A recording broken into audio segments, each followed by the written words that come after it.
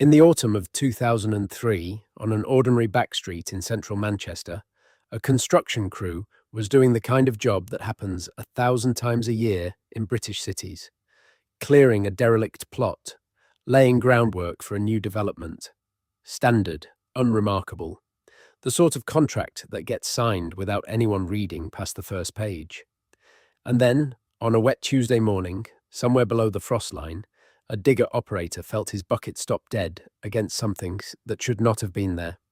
Within 72 hours, the entire site was fenced off. The workers were sent home with envelopes of cash and instructions to say nothing, and a quiet had settled over that patch of ground that has never fully lifted. There is no plaque there now, no marker, no museum, no mention in the council's planning archive that explains what was found or why it mattered enough to make grown contractors go pale and refuse to discuss it years later. If you are watching this to fall asleep, that is exactly why I make these videos. Maybe subscribe and let me know. Where are you right now, and what time is it? I always read the comments, and there is something quietly wonderful about scrolling through them. Someone in Manchester itself, maybe only a mile or two from the very ground we are about to talk about. Someone in Sydney, where the sun is already up. Someone in Toronto lying in the dark just like you. All of us drifting towards sleep over the same strange, half-buried story. What makes the Manchester case different from the dozens of other so-called mystery dig stories that circulate online is that this one has paperwork. Not much. Not enough to satisfy a courtroom, but enough that several local historians, 2 investigative journalists, and at least 1 retired city engineer have spent the better part of 2 decades trying to piece together what actually happened on that site and why a routine foundation job for a mixed-use retail development turned into something that involved a sudden visit from personnel. Nobody on site recognized a temporary heritage order that appeared and then vanished from the public register within a single financial quarter, and a non-disclosure agreement that at least 4 of the original workers have admitted, off the record, to signing. Manchester is not a city that lacks history. It is soaked in it, layered like sediment, Roman fort beneath Georgian terrace, beneath Victorian mill, beneath modern glass. Anyone who has spent time in the city centre knows that you cannot dig a hole in certain postcodes without something turning up. Pottery shards, coins, the odd skeleton from a forgotten burial ground that the city quietly absorbed into its expanding footprint 200 years ago. Archaeologists in Manchester are used to surprises. It is part of the job. There are protocols for it, established procedures, contact numbers for the Regional Heritage Authority, standard delays of a few days while finders are logged and assessed before construction resumes. What happened in 2003 did not follow that pattern. It broke from it almost immediately, and the people who were there at the time still describe it as the strangest 48 hours of their working lives. To understand why this story refuses to fully die, even 20 years on, even with no photographs that anyone has been able to verify, even with the official record reduced to a single oddly worded entry in a council minute book, you have to start with the city itself. Not the Manchester of football stadiums and music venues that most people picture today, but the older Manchester, the one built on a confluence of rivers and Roman roads, the one that has been continuously inhabited, continuously built upon, continuously buried and rebuilt for nearly 2,000 years. Because what the construction crew found that morning was not, according to the handful of witnesses willing to speak, anything that fit neatly into the known timeline of the city at all. The site itself sat on a narrow plot, wedged between a row of Victorian warehouses that had been slated for demolition and a stretch of land that had served, at various points across recorded history, as a tannery yard, a coal store, and briefly, during the Second World War, as the foundation for a static water tank used by the fire brigade during the Manchester Blitz. By the time the development company acquired the land in the early 2000s, It had been derelict for the better part of a decade, fenced off, weeds growing up through cracked concrete, the kind of forgotten urban gap that locals walk past every day without a second glance. The plan was straightforward: clear the existing slab, excavate to a depth sufficient for new foundations, lay services, build up. A geotechnical survey had already been carried out, as is standard practice, and had returned nothing unusual. Made ground near the surface, as expected in a city with this much industrial history, transitioning into natural clay and sandstone bedrock at a depth that was well within normal parameters for the area. Nothing in that survey suggested anything out of the ordinary lay beneath the site. Nothing prepared anyone for what the excavator would strike on that particular Tuesday morning in October. The man operating the digger that day, whom we will refer to by the pseudonym he requested, when first interviewed years later by a local history blog, Dave, had worked groundworks across the northwest of England for the better part of 15 years. He had hit plenty of things in his time: old drains, forgotten cellars. Once, memorably, an unexploded incendiary device left over from the wartime bombing campaigns, which had required a full evacuation and a visit from the bomb disposal unit. He was not, by his own account, a man easily rattled by what came up out of the ground. But something about the resistance he felt that morning was different, he said, from the very first contact. Not the dull thud of striking buried masonry, which has a particular feel that experienced operators learn to recognize almost instinctively. Not the grinding scrape of an old pipe or cable being dragged sideways. This was something else, a resistance that seemed to come from below rather than simply being struck from above, as though the bucket had connected with something that was, in his words, holding its shape rather than simply being in the way.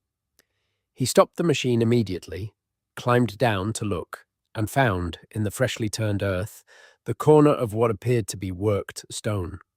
Not rubble, not the broken brick and cracked concrete that made up most of the made ground on a site with this kind of industrial history. This was dressed stone, cut with deliberate edges, the kind of stonework that suggests purpose rather than accident. Dave called over his foreman, a man with more than 2 decades in the trade who had seen his share of unusual finds over the years, and together they cleared away a wider patch of soil by hand, the way any responsible crew would when something looks like it might be archaeologically significant. What emerged over the course of perhaps 20 minutes of careful digging was the top edge of a structure that neither of them could immediately identify. A flat course of stone, several feet long, running at an angle that did not correspond to any of the cellar walls or foundation footings that had been mapped during the original site survey of the Victorian buildings that once stood there. The foreman, by all accounts a practical and unsentimental man, not given to flights of fancy, made the call that protocol demanded. He rang the site manager, who in turn rang the development company's compliance officer, who in turn made the call that any responsible firm working in a city like Manchester is required to make when something potentially historic turns up mid-excavation. He contacted the regional archaeological unit that had been retained to monitor groundworks on sites with known heritage sensitivity. This is, on the surface, an entirely unremarkable sequence of events. It happens regularly across the United Kingdom, a country where almost every patch of urban ground has been built upon, demolished, and rebuilt multiple times across the centuries. Construction crews are trained to recognize the signs of archaeological significance, and the system that exists to respond to such finds, however imperfect, generally functions in a predictable, almost bureaucratic way. A site visit is arranged, an assessment is made. If the find is judged significant enough, excavation work is paused while a proper archaeological recording takes place, sometimes for days, occasionally for weeks, if something genuinely substantial turns up. Compensation arrangements exist for the delay. Everyone involved understands the process. even if nobody particularly enjoys the cost of it. What happened next did not follow that process. According to Dave's account, and corroborated in broad strokes by two other former employees of the development company who agreed to speak on condition of anonymity, the archaeological unit's representative arrived within the hour, which itself was unusually fast for a typical site visit of this kind. She examined the exposed stonework for a period that Dave estimated at less than 10 minutes before requesting, in a tone he later described as carefully controlled rather than alarmed, that all work on site cease immediately and that nobody approach the excavated area further. What she said next, according to multiple accounts that have circulated in slightly different forms over the years since, was that she needed to make some calls, not the routine call to the county archaeologist that would typically follow a find like this, something else. She stepped away from the site, out of earshot of the crew, and spent close to 40 minutes on her mobile phone before returning to inform the site manager that the excavation would need to be suspended pending further assessment, and that this assessment would be handled by a different team entirely, one she did not name and did not appear to have direct authority over herself. By the following morning, according to the crew who returned to the site, expecting either a continuation of normal work or the start of a standard archaeological recording exercise, the entire plot had been fenced with new hoarding, considerably taller and more substantial than the temporary site fencing that had surrounded the plot during normal construction operations. A security presence had been established overnight, something that none of the workers had ever seen accompany a routine archaeological find in all their combined decades of experience in the construction trade. This is the point in the story where accounts begin to diverge slightly, as memories do over the passage of 20 years, but the broad shape of what happened remains consistent across every version that has been documented. The original construction crew, including Dave and his foreman, were called into a meeting with representatives of the development company, accompanied by at least two individuals the workers did not recognize and who were not introduced by name or organizational affiliation. They were informed that the site had been found to contain features of significant historical and archaeological interest, that the development would be paused indefinitely while these features were properly investigated, and that, in the meantime, all workers would receive their full wages for the remainder of the original contract period, regardless of whether further work was required of them. They were also asked, according to every account that has surfaced in the years since, to sign a confidentiality agreement covering anything they had seen or might subsequently learn about the contents of the site. Several workers, including Dave, declined to sign immediately and asked for time to consider it, which was apparently granted without objection, though the request itself struck several of the men as unusual, given that the documents involved nothing more exotic on the surface than a buried wall. The reason most commonly given to the crew for the unusual level of secrecy was that the find might attract treasure hunters or amateur archaeologists if word got out, potentially compromising the site before proper investigation could take place. This is, in fact, a genuine concern that heritage authorities across Britain deal with regularly. Significant archaeological sites have been looted or damaged by unauthorized digging in the past, and a degree of operational secrecy around active excavations is not in itself unusual or suspicious. What troubled several of the workers in their later recollections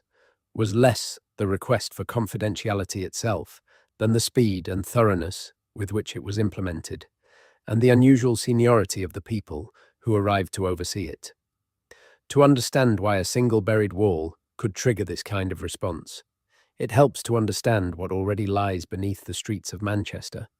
because the city's relationship with its own underground history is more complicated than most visitors realize.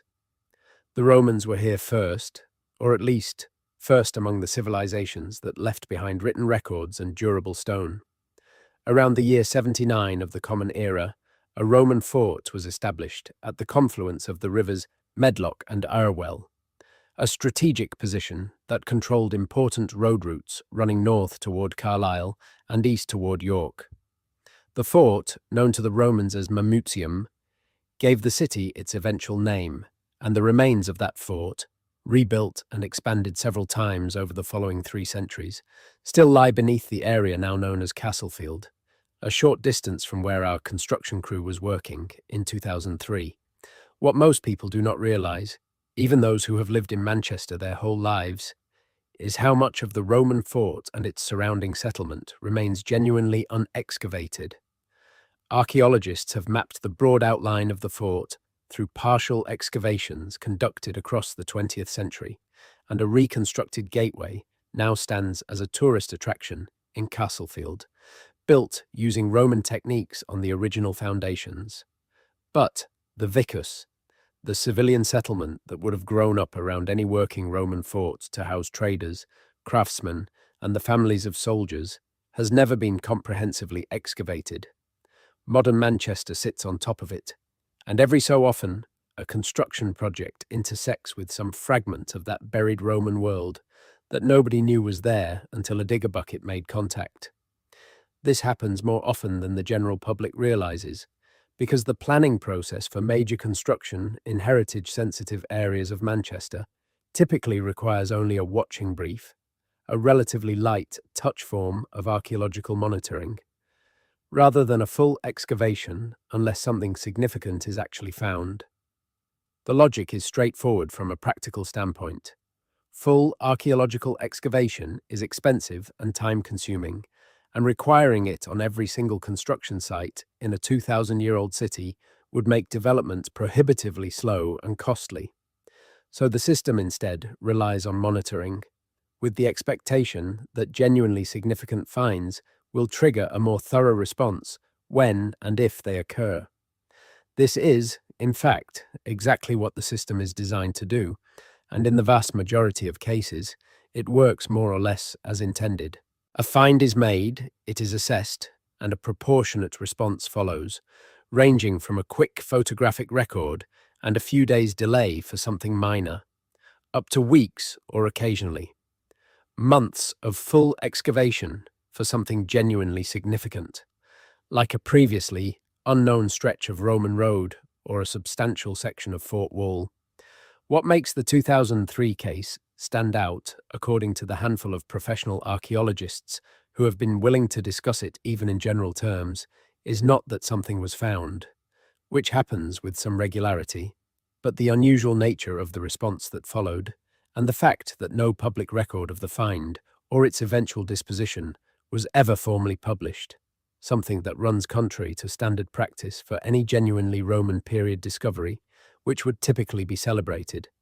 documented in academic journals, and in many cases incorporated into the final development as a heritage feature open to public viewing. Manchester has, in fact, a long tradition of incorporating its buried Roman past into modern development in exactly this way. The Roman fort gateway reconstruction in Castlefield was itself the product of a major excavation in the 1970s and 80s that informed redevelopment plans for the area. Various office and retail developments across the city centre have included glass floor panels or preserved wall sections, allowing the public to view fragments of Roman or medieval structure incorporated directly into the modern building above. This is a point of civic pride for Manchester, a way of demonstrating respect for the city's deep history while continuing to grow and develop. The complete absence of any such gesture in the case of the 2003 site, despite what was apparently a significant find, substantial enough to halt an entire development indefinitely, is one of the details that has kept amateur historians and curious locals returning to the story over the years since. It is worth pausing here to consider what we actually know for certain, separate from speculation, because this story has accumulated a great deal of embellishment over 2 decades of retelling, the way any story without an official resolution tends to do. We know, with reasonable confidence based on multiple independent accounts, that a construction site in central Manchester struck buried stonework in October of 2003. We know that the response to this discovery was unusually rapid and unusually thorough compared to standard practice for archaeological finds in the city. We know that a confidentiality agreement was presented to construction workers on site, which is itself an unusual but not unprecedented practice in cases involving sensitive finds.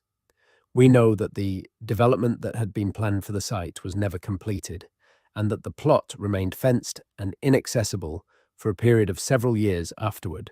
before eventually being redeveloped for an entirely different purpose, with no public acknowledgement of what, if anything, had been found there.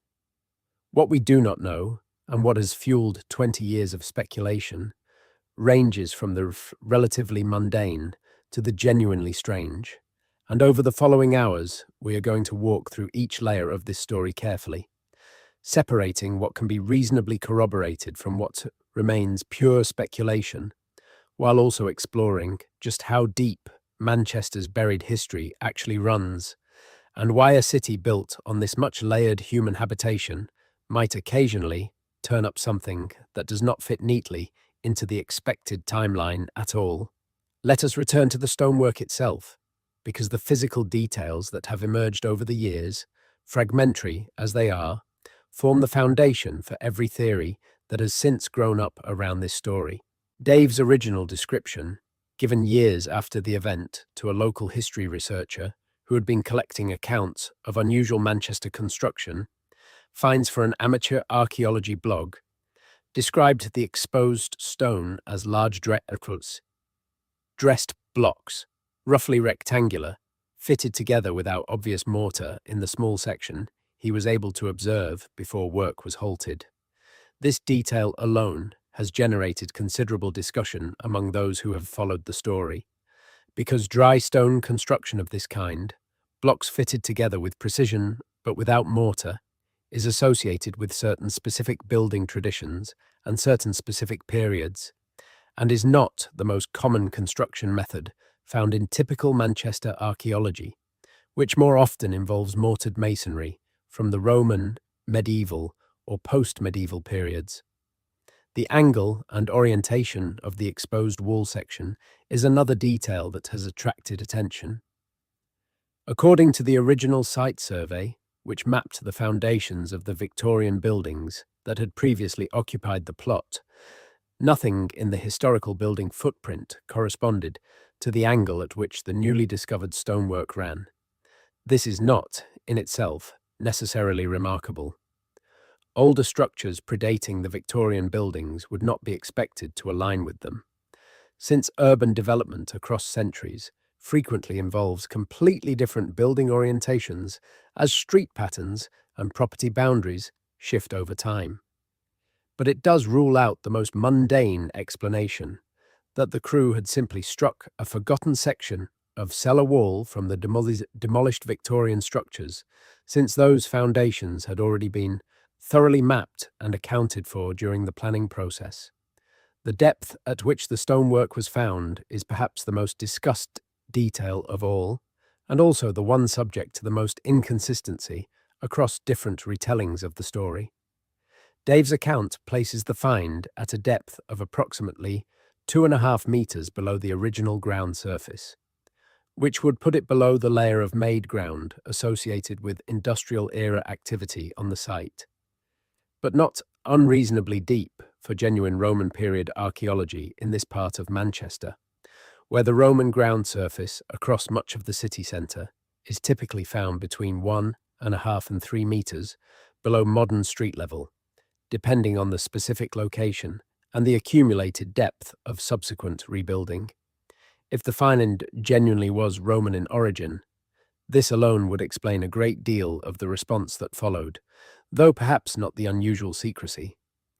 A previously unmapped section of the Roman Vicus settlement, particularly one in good structural condition, would be a significant archaeological discovery, worthy of careful, unhurried excavation, and the kind of find that responsible heritage authorities would want to protect from disturbance or looting while a proper recording was carried out. This would explain the rapid response, the site security, and even a degree of operational discretion while excavation work was planned. It would not, however, easily explain the apparent absence of any subsequent public announcement, academic publication, or heritage designation, since genuine Roman finds of significance in Manchester have, without exception in the historical record, eventually been publicized in some form, even if details were initially withheld during active excavation. A second theory that has circulated over the years involves the medieval period rather than the Roman one. Manchester in the medieval era was a considerably smaller settlement than the sprawling industrial city it would later become, centered around the area now occupied by Manchester Cathedral and the medieval merchant's house, now preserved as Chetham's Library, one of the oldest surviving public libraries in the English-speaking world. The site of the 2003 discovery sits at what would have been the edge of this medieval settlement, an area that historical maps suggest may have included agricultural land, possibly orchards or kitchen gardens associated with religious or manorial holdings in the area during the 13th and 14th centuries. If the discovered structure dated from this period, several possibilities present themselves. Medieval undercrofts, stone-built storage chambers beneath timber-framed buildings were relatively common in English towns of this era and have occasionally been uncovered during modern construction work in cities with continuous medieval occupation. A well-preserved undercroft, particularly one associated with a building of some local significance, would certainly warrant careful excavation and a degree of protective secrecy during the assessment phase, since undiscovered undercrofts sometimes contain preserved organic material, including documents, textiles, or other artifacts that can degrade rapidly once exposed to air after centuries of stable underground conditions. A third and considerably darker theory that has circulated in various forms relates to the documented history of plague burial in the Manchester area during several serious outbreaks across the 16th and 17th centuries. Manchester, like most English towns of the period, suffered repeated visitations of plague, and historical records indicate that emergency burial grounds were established outside the main settlement during periods of particularly high mortality, when the parish churchyards could no longer accommodate the volume of dead in a timely manner. The precise locations of several of these emergency burial sites have been lost to historical record, and it is entirely possible that modern Manchester has expanded over ground that was used for this grim purpose without any surviving documentation to warn developers of what they might encounter. If the 2003 site contained the remains of a plague burial ground, this would explain several otherwise puzzling details. The need for rapid containment and site security would be entirely understandable from a public health and dignity standpoint, even centuries after the fact, since the discovery of mass burial sites requires careful, respectful handling under both heritage and, in some cases, public health protocols. It would also explain a degree of reluctance to publicize the find immediately, since the discovery of plague burials can generate considerable local anxiety and media attention that authorities might prefer to manage carefully rather than have emerged through uncontrolled rumor. However, this theory does not neatly account for the description of dressed, fitted stonework that Dave and his foreman both described, since emergency plague burials of this period were typically simple trench graves without elaborate stone construction. Though it remains possible that the burial ground, if that is indeed what was found, was associated with some adjacent stone structure, such as a boundary wall or a small mortuary chapel that has since been forgotten. A fourth theory, favored by several local military historians who took an interest in the story after it began circulating more widely online in the years following the original event, relates to the English Civil War, a conflict that touched Manchester directly and left behind a surprising amount of buried physical evidence that continues to surface unexpectedly, even now, nearly 4 centuries later. Manchester, somewhat unusually for a town in the generally royalist northwest of England, sided firmly with Parliament during the conflict and was besieged unsuccessfully by royalist forces under Lord Strange in the autumn of 1642. The town's defences during this period included earthwork fortifications and improvised stone barricades constructed using whatever materials were available, including, according to some contemporary accounts, stone taken from demolished or damaged buildings and repurposed for defensive walls. If the structure encountered in 2003 was a remnant of these Civil War era defences, or alternatively, a hastily constructed shelter or storage structure from the same turbulent period, this would account for the somewhat irregular construction quality that some accounts have suggested, distinct from the more careful, regular stonework typically associated with Roman or planned medieval construction. Civil War archaeology has become an increasingly active field of study in recent decades, with metal detectorists and archaeologists turning up musket balls, coins, and structural remains from sieges and skirmishes across England that had previously gone entirely undocumented, simply because the chaos and destruction of the period meant that contemporary record keeping was often poor or subsequently lost. This theory has its own problems, however, chief among them being that Civil War era remains, while certainly of historical interest, do not typically generate the kind of urgent, high-level response that the 2003 site apparently received. Musket balls and earthwork fortifications, however interesting to historians, are relatively common finds across England's Civil War battlefields and siege sites,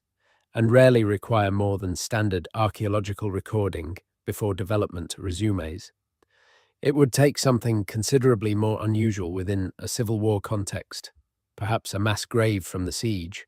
or an intact and unusually well-preserved structure of some significance, to explain the scale of the response described by witnesses. A fifth and more mundane theory, favoured by some of the more sceptical voices who have examined this story over the years, suggests that the entire affair has been considerably exaggerated in the retelling, and that what actually happened was a relatively routine, if slightly more involved than usual, archaeological assessment of industrial era remains, possibly relating to the tannery or coal storage operations that are documented to have occupied the site during the 19th century. Industrial archaeology, the study of the physical remains of Britain's industrial revolution, has become an increasingly respected field in its own right, and certain industrial structures, particularly well-preserved examples of specific manufacturing processes, can attract significant academic interest, even though they post-date the more commonly celebrated Roman and medieval periods by many centuries. Proponents of this more mundane theory point out that confidentiality agreements and rapid site security, while unusual, are not unheard of in cases where a development company wishes to manage public relations around a delay to a high-profile project, particularly if there are concerns about negative publicity affecting investor confidence or pre-sale agreements for the planned retail units. Under this reading, the entire mystery surrounding the 2003 Manchester site may be less a case of suppressed archaeological discovery and more a case of corporate damage control around an embarrassing and costly construction delay. Dressed up over the years through the natural process of storytelling into something considerably more dramatic than the underlying reality. This skeptical reading deserves serious consideration because it would be irresponsible to present this story without acknowledging that mundane explanations exist and are, in many respects, statistically more probable than the more dramatic alternatives that have captured public imagination. Construction delays happen constantly across the industry. Archaeological finds of moderate significance occur regularly in cities like Manchester, and companies do sometimes prefer to manage the narrative around costly setbacks rather than allow speculation to run unchecked. It is entirely possible that the truth behind the 2003 Manchester site is simply a moderately interesting industrial archaeology find that was handled with more corporate caution than was strictly necessary, and that 2 decades of retelling by people who were not present and who heard the story secondhand has gradually inflated a mundane workplace anecdote into an enduring local legend. And yet, even accounting for the natural tendency of stories to grow more dramatic with each retelling, certain details resist easy dismissal, chief among them the question of the paper trail, or rather, the conspicuous absence of one. When a researcher, working for a regional newspaper, attempted, in 2011, to track down the planning records associated with the original 2003 development, she found that the file existed in the council's archive, but that several pages relating specifically to the period immediately following the archaeological discovery were missing from the physical file, with no corresponding digital record to fill the gap. This is not, in itself, conclusive evidence of anything sinister, since paper records from this period were not always digitized comprehensively, and gaps in municipal archives, while frustrating for researchers, are not unusual, particularly for files dating from the early 2000s, a period when many councils across Britain were in the middle of transitioning from paper-based to digital record-keeping systems, and during which a great deal of material was lost, misfiled, or simply never properly catalogued in the chaos of the transition. What the researcher did find, however, was a single-line item in a council committee minute book from December of 2003, recording that a temporary heritage protection order had been issued for the site in question, and that this order had subsequently been allowed to lapse without further action being recorded, an outcome that several heritage professionals interviewed for this account described as highly unusual, since temporary protection orders of this kind are typically followed either by a permanent listing, if the find is judged sufficiently significant, or by a formal release allowing development to proceed, accompanied by a published assessment explaining the Heritage Authority's reasoning. The minute book entry recorded neither outcome, simply noting that the order had lapsed, a bureaucratic dead end that explains nothing and raises a great many questions about what happened in the gap between the order being issued and its eventual, unexplained expiry. Let us spend some time now with the human side of this story, because behind every theory and every gap in the paper trail are the actual people who were there, whose working lives were interrupted by something they did not expect and have spent years afterward trying to make sense of. Dave, the digger operator whose account forms the backbone of most retellings of this story, gave only a handful of interviews over the years, always under condition of partial anonymity, always with the degree of visible reluctance that several of the people who spoke with him noted seemed to stem less from fear of legal consequences and more from a genuine difficulty in articulating something that, in his own words, simply did not sit right in his memory, the way other unusual finds from his career did. He described, in his most detailed interview, conducted in 2014 for a now defunct local history podcast, a sensation he struggled to put into words when he first made contact with the buried structure. Not fear exactly, he said, but a kind of heightened alertness, the feeling you get when you walk into a room and immediately sense that something is different without being able to immediately identify what. He attributed this, when pressed, to simple professional instinct, the accumulated pattern recognition of a man who had spent 15 years learning to read the subtle signals that come up through heavy machinery when it makes contact with something unexpected underground. But he also admitted, somewhat reluctantly, that several of his colleagues who had been on site that day reported similar feelings, despite not having been the ones operating the machine that made the initial contact. The foreman, who has never given a public interview and whose identity remains unconfirmed beyond the basic role he played in the events of that week, was described by Dave as considerably more shaken by the experience than he let on at the time. According to Dave, the foreman,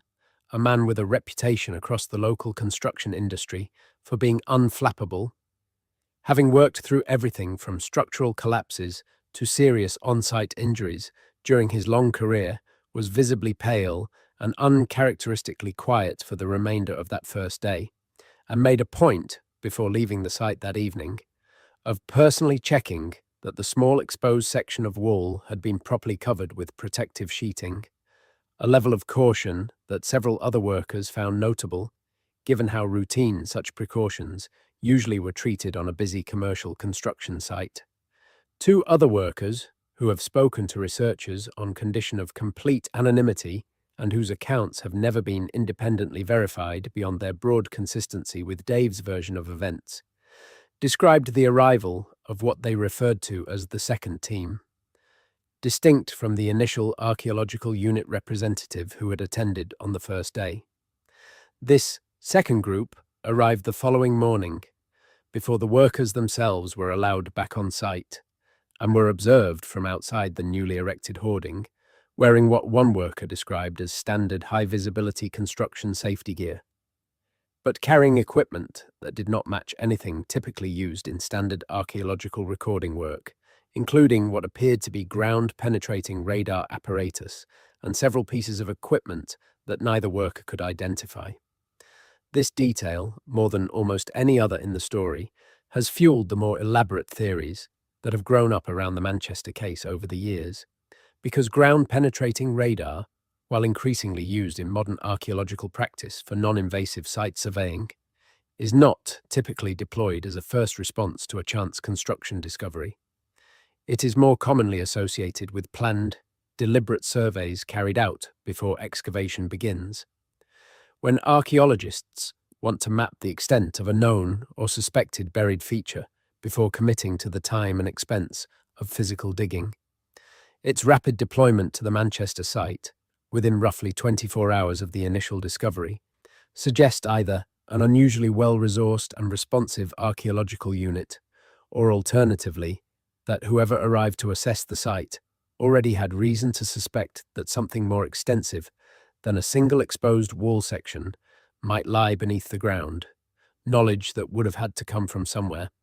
whether prior historical research, previous unpublicized discoveries in the same area, or some other source that has never been disclosed. It is worth noting here that ground-penetrating radar surveys, when conducted, generate data that is typically retained by the surveying organization and can, in principle, be requested under freedom of information legislation if the survey was commissioned by a public body. A local resident who became interested in the story after reading about it on an amateur history forum submitted a Freedom of Information request to the relevant council department in 2017, seeking any survey data, reports, or correspondence relating to archaeological work carried out at the site address during the relevant period. The response, received several weeks later, stated that no such records could be located within the council's own holdings and suggested that any survey work, if it had taken place, may have been commissioned directly by the archaeological unit or the development company rather than by the council itself, placing it outside the scope of the request. A follow-up request directed at the development company itself,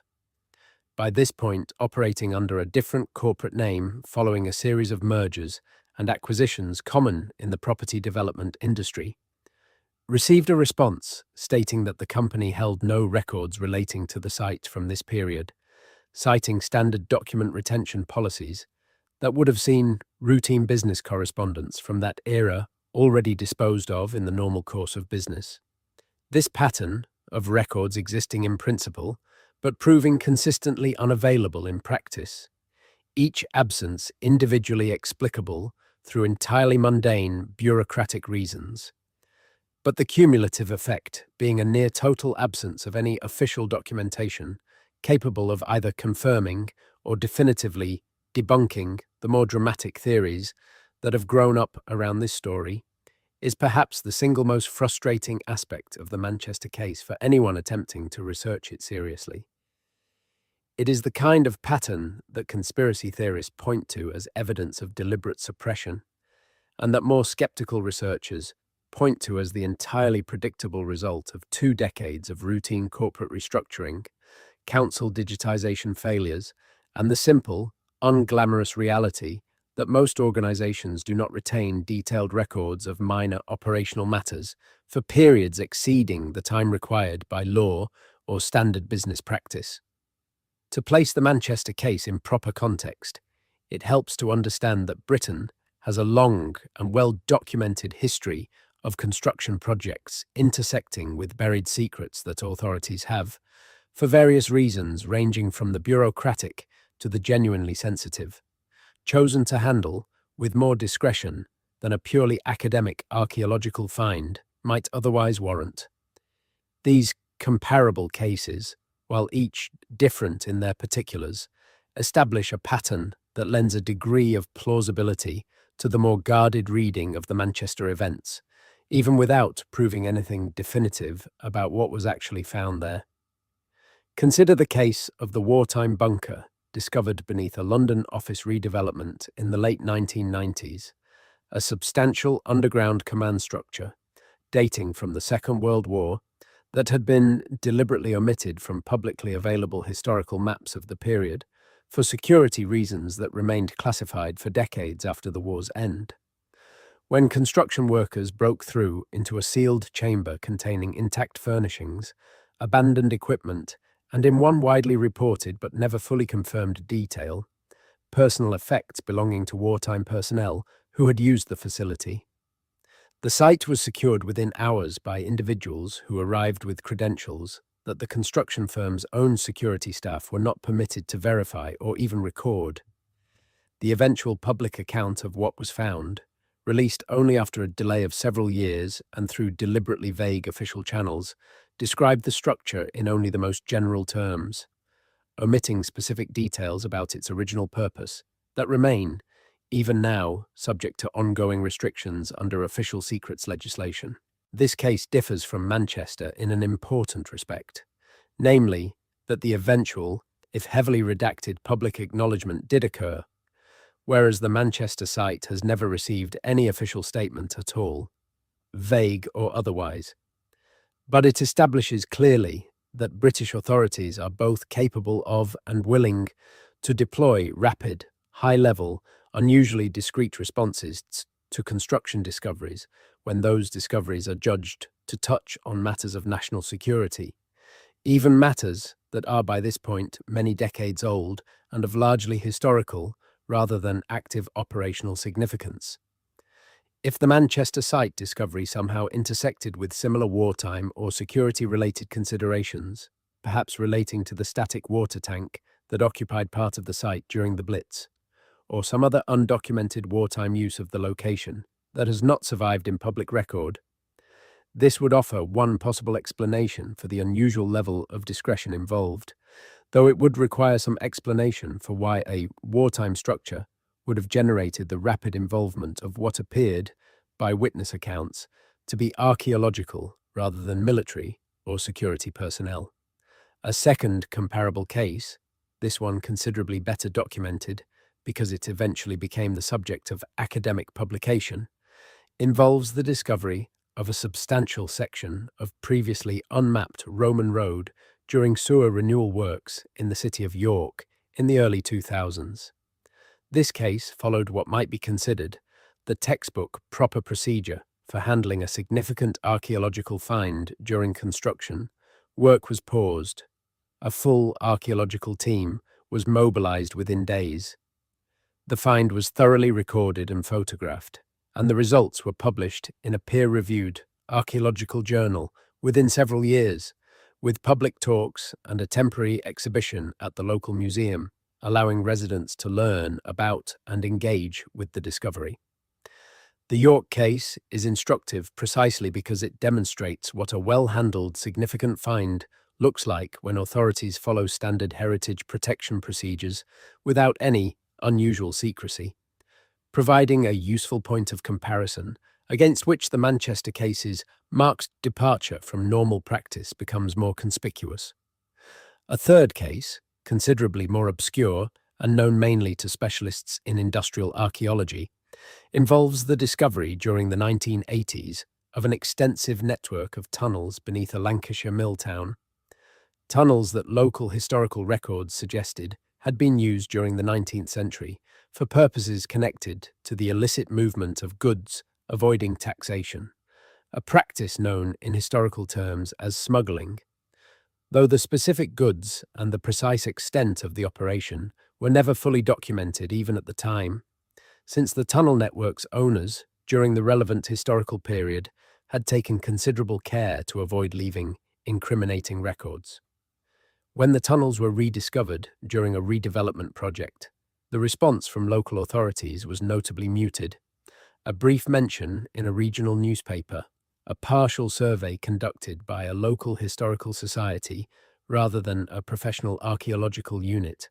and an eventual decision to seal the tunnels permanently rather than incorporate them into the redevelopment, citing structural safety concerns. This case demonstrates that discretion around underground discoveries is sometimes motivated by considerations that have nothing to do with either national security or any particularly dramatic historical revelation, but simply reflect a desire to avoid the complications, costs, and potential liabilities associated with publicizing and properly investigating. A find that local authorities may simply prefer not to deal with given limited resources and competing priorities. What these comparable cases collectively suggest is that the spectrum of possible explanations for unusual discretion around an underground discovery is considerably wider than the binary choice between mundane corporate caution and dramatic historical cover-up that online discussions of the Manchester case tend to default toward. National security considerations, structural safety concerns, simple resource limitations, a desire to avoid costly and time-consuming full excavation requirements, public health sensitivities around human remains, and genuine archaeological significance. Requiring protection from looting can all motivate a more discreet response than the public might expect, often in combination, rather than as a single clean explanation. The truth behind the Manchester case may well involve several of these factors interacting in ways that, absent the missing documentation that might clarify matters, we are unlikely to ever fully untangle. Let us go deeper into the genuine, well-documented history of Roman Manchester, because understanding what archaeologists do know with confidence about this period makes it easier to appreciate both why a Roman explanation for the 2003 find remains plausible and why certain details of the case still do not fit comfortably within that explanation. The fort at Mamutium was established under the governorship of Gnaeus Julius Agricola, the Roman general and statesman whose campaigns across northern Britain in the late 1st century brought much of what is now Lancashire and Cheshire under direct Roman military control for the first time. The site chosen for the fort, a sandstone bluff overlooking the confluence of the rivers Medlock and Irwell, offered natural defensive advantages and controlled an important river crossing along the road. Network connecting the legionary fortress at Chester with the frontier defences further north. The original fort was constructed using the standard Roman military engineering techniques of the period, timber palisades and earthwork ramparts rather than stone, a typical first-phase construction method that allowed forts to be established quickly using locally available materials before more permanent stone defences were considered necessary. Archaeological excavations conducted across the 20th century, particularly a major campaign in the 1970s that preceded the construction of an elevated motorway interchange known locally as the Mancunian Way, revealed multiple phases of rebuilding and expansion at the fort site, indicating that Mamutium remained an active military installation for a considerable period, with at least 4 distinct phases of construction identified through careful stratigraphic analysis of the layered remains.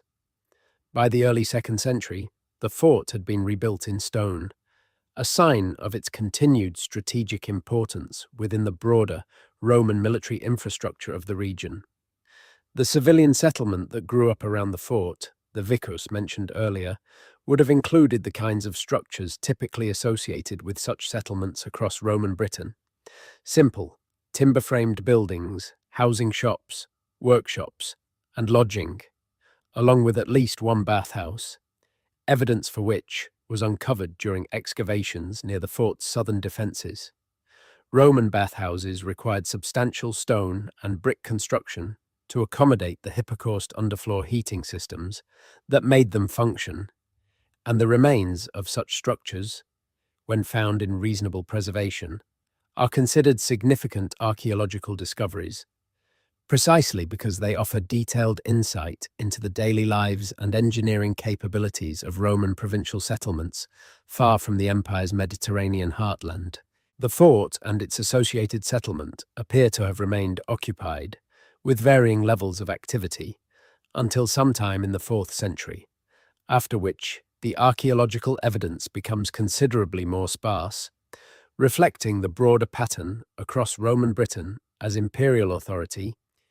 weakened and eventually withdrew entirely in the early 5th century. What happened to the settlement and its inhabitants during the subsequent centuries, a period sometimes referred to, not entirely fairly, as the Dark Ages due to the relative scarcity of written records, remains one of the genuine open questions in British archaeology, and Manchester is no exception to this broader pattern of uncertainty. There is some evidence, contested among specialists, for continued or renewed settlement activity in the immediate post-Roman period, though whether this represents direct continuity from the Roman vicus population or a later, distinct phase of settlement following a period of abandonment remains debated. By the time documentary evidence becomes more reliable, in the Anglo-Saxon period from roughly the 7th century onward, Manchester appears in historical sources as a settlement of modest but persistent importance, eventually recorded in the Domesday Survey of 1086 as a relatively minor manor, considerably smaller in significance than nearby settlements such as Salford, which held a more prominent administrative role in the immediate post-conquest period. This gap in the archaeological and documentary record, spanning roughly the 5th through 7th centuries, is precisely the kind of historical blind spot where unexpected discoveries can prove most disruptive to established narratives. Because so little is confidently known about exactly what was happening on this particular patch of ground during these centuries, that almost any find, properly excavated and dated, has the potential to meaningfully revise our understanding of the period. If the 2003 discovery somehow related to this post-Roman, pre-Anglo-Saxon transitional period, a period for which Manchester specifically has almost no surviving evidence, either documentary or archaeological, this would explain both the significance that might warrant an unusually careful response, and potentially some of the confusion or uncertainty that witnesses described among the officials who arrived to assess the site, since archaeologists confronting genuinely unexpected evidence from a poorly understood period might reasonably take longer to determine an appropriate response than they would for a more straightforward, well-understood category of find like a standard Roman building or a known type of medieval structure. It is worth noting that Manchester's documented Anglo-Saxon period remains, while present, are notably sparse compared to many other northern English settlements of comparable size and apparent importance. A single fragment of an Anglo-Saxon cross, dating to perhaps the 9th or 10th century, was discovered built into the later medieval parish church that would eventually become Manchester Cathedral, suggesting some form of religious significance to the site even in this earlier period. But beyond this single fragment and a handful of place name references in later documents, almost nothing survives to tell us what Anglo-Saxon Manchester actually looked like, how large its population was, or what daily life within it involved. This scarcity of evidence is itself a kind of historical mystery, separate from but adjacent to the 2003 construction site story, and one that professional archaeologists working in the region would dearly love to see addressed through new discoveries, whether through deliberate research excavation or, as so often happens in a city with this much ongoing development, through the accidental intersection of modern construction with the buried remnants of a period that has left behind so frustratingly little for us to study. Whatever was or was not found beneath that Manchester plot in October of 2003, the practical consequences for the development itself were significant and well documented through sources that are considerably easier to verify than the archaeological details at the heart of the mystery, namely the public planning record, company filings, and local property news coverage from the period. The original development company, which had acquired the site with plans for a mixed-use scheme combining ground floor retail units with residential apartments above, a fairly typical urban infill project for the period, found itself facing a construction delay that stretched, according to planning correspondence that has survived in the public record, despite the gaps in the archaeological file, considerably longer than the brief pause typically associated with even significant archaeological finds. By the spring of 2004, some 6 months after the initial discovery, the development remained suspended, and the company had begun seeking a revised planning permission that would have allowed a scaled-back version of the original scheme to proceed on a different part of the site, avoiding the area where the discovery had been made entirely. This application itself is a matter of public record and offers one of the more concrete, verifiable details in the entire saga. Since planning applications and the Council's responses to them are subject to statutory publication requirements that even unusual or sensitive cases cannot entirely circumvent. The revised application, when it was eventually submitted in the summer of 2004, included an unusual condition inserted at the Council's request,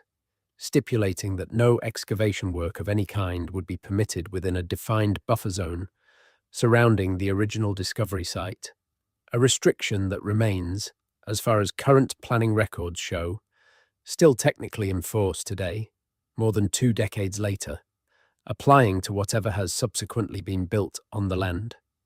This buffer zone condition is, in the view of several planning law specialists who have examined the case, one of the more genuinely unusual aspects of the entire affair, because permanent or long-term exclusion zones of this kind are typically only applied in cases involving either confirmed unexploded ordnance, a legacy of wartime bombing that remains a real and ongoing concern across many British cities even today, or confirmed human burial sites where exhumation has not been authorised or completed. Since burial law in England and Wales imposes specific legal requirements around the disturbance of human remains that can result in long-term restrictions on land use, the fact that this particular buffer zone condition was applied without any corresponding public statement explaining which of these categories, if either, applied to the Manchester site, has led some researchers to conclude that the true reason for the restriction may fall into one of these 2 categories, even though no official confirmation has ever been provided. The eventual development that was completed on the site several years later than originally planned,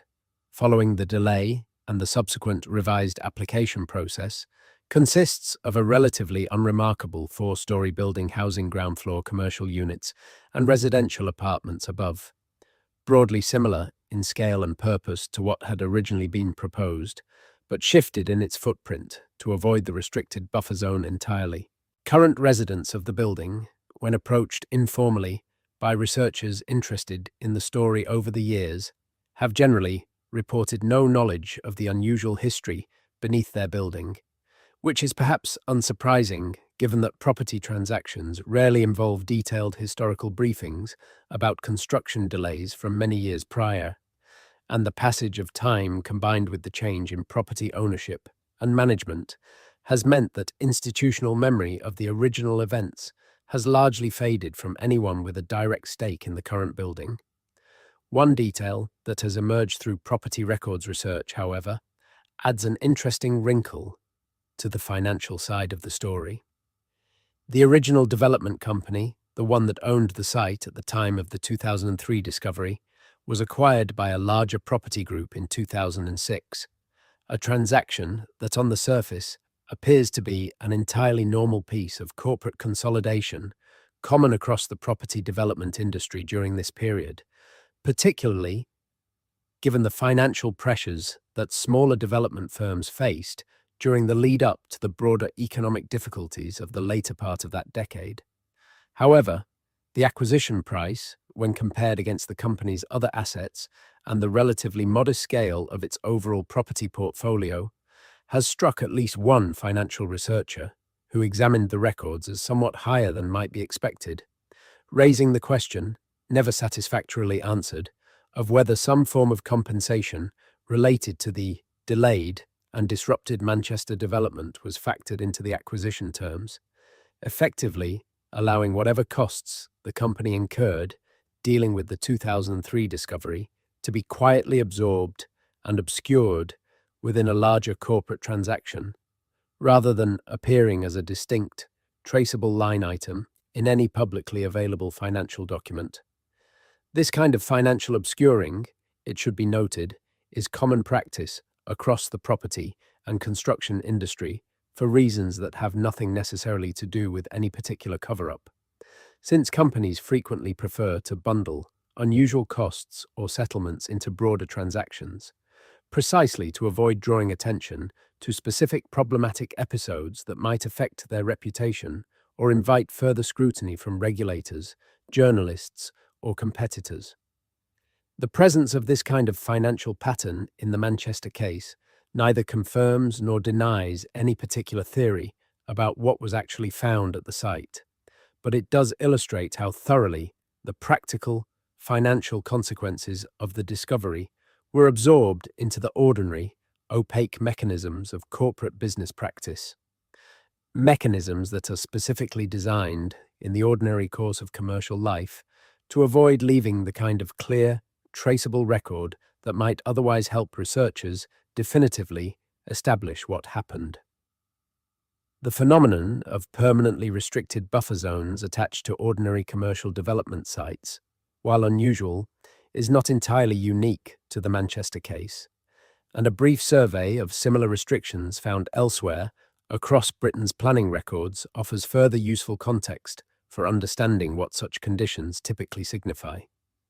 A search of planning authority records across several major English cities, conducted by a researcher specifically interested in cataloguing this kind of restriction as part of a broader project on unexplained heritage anomalies,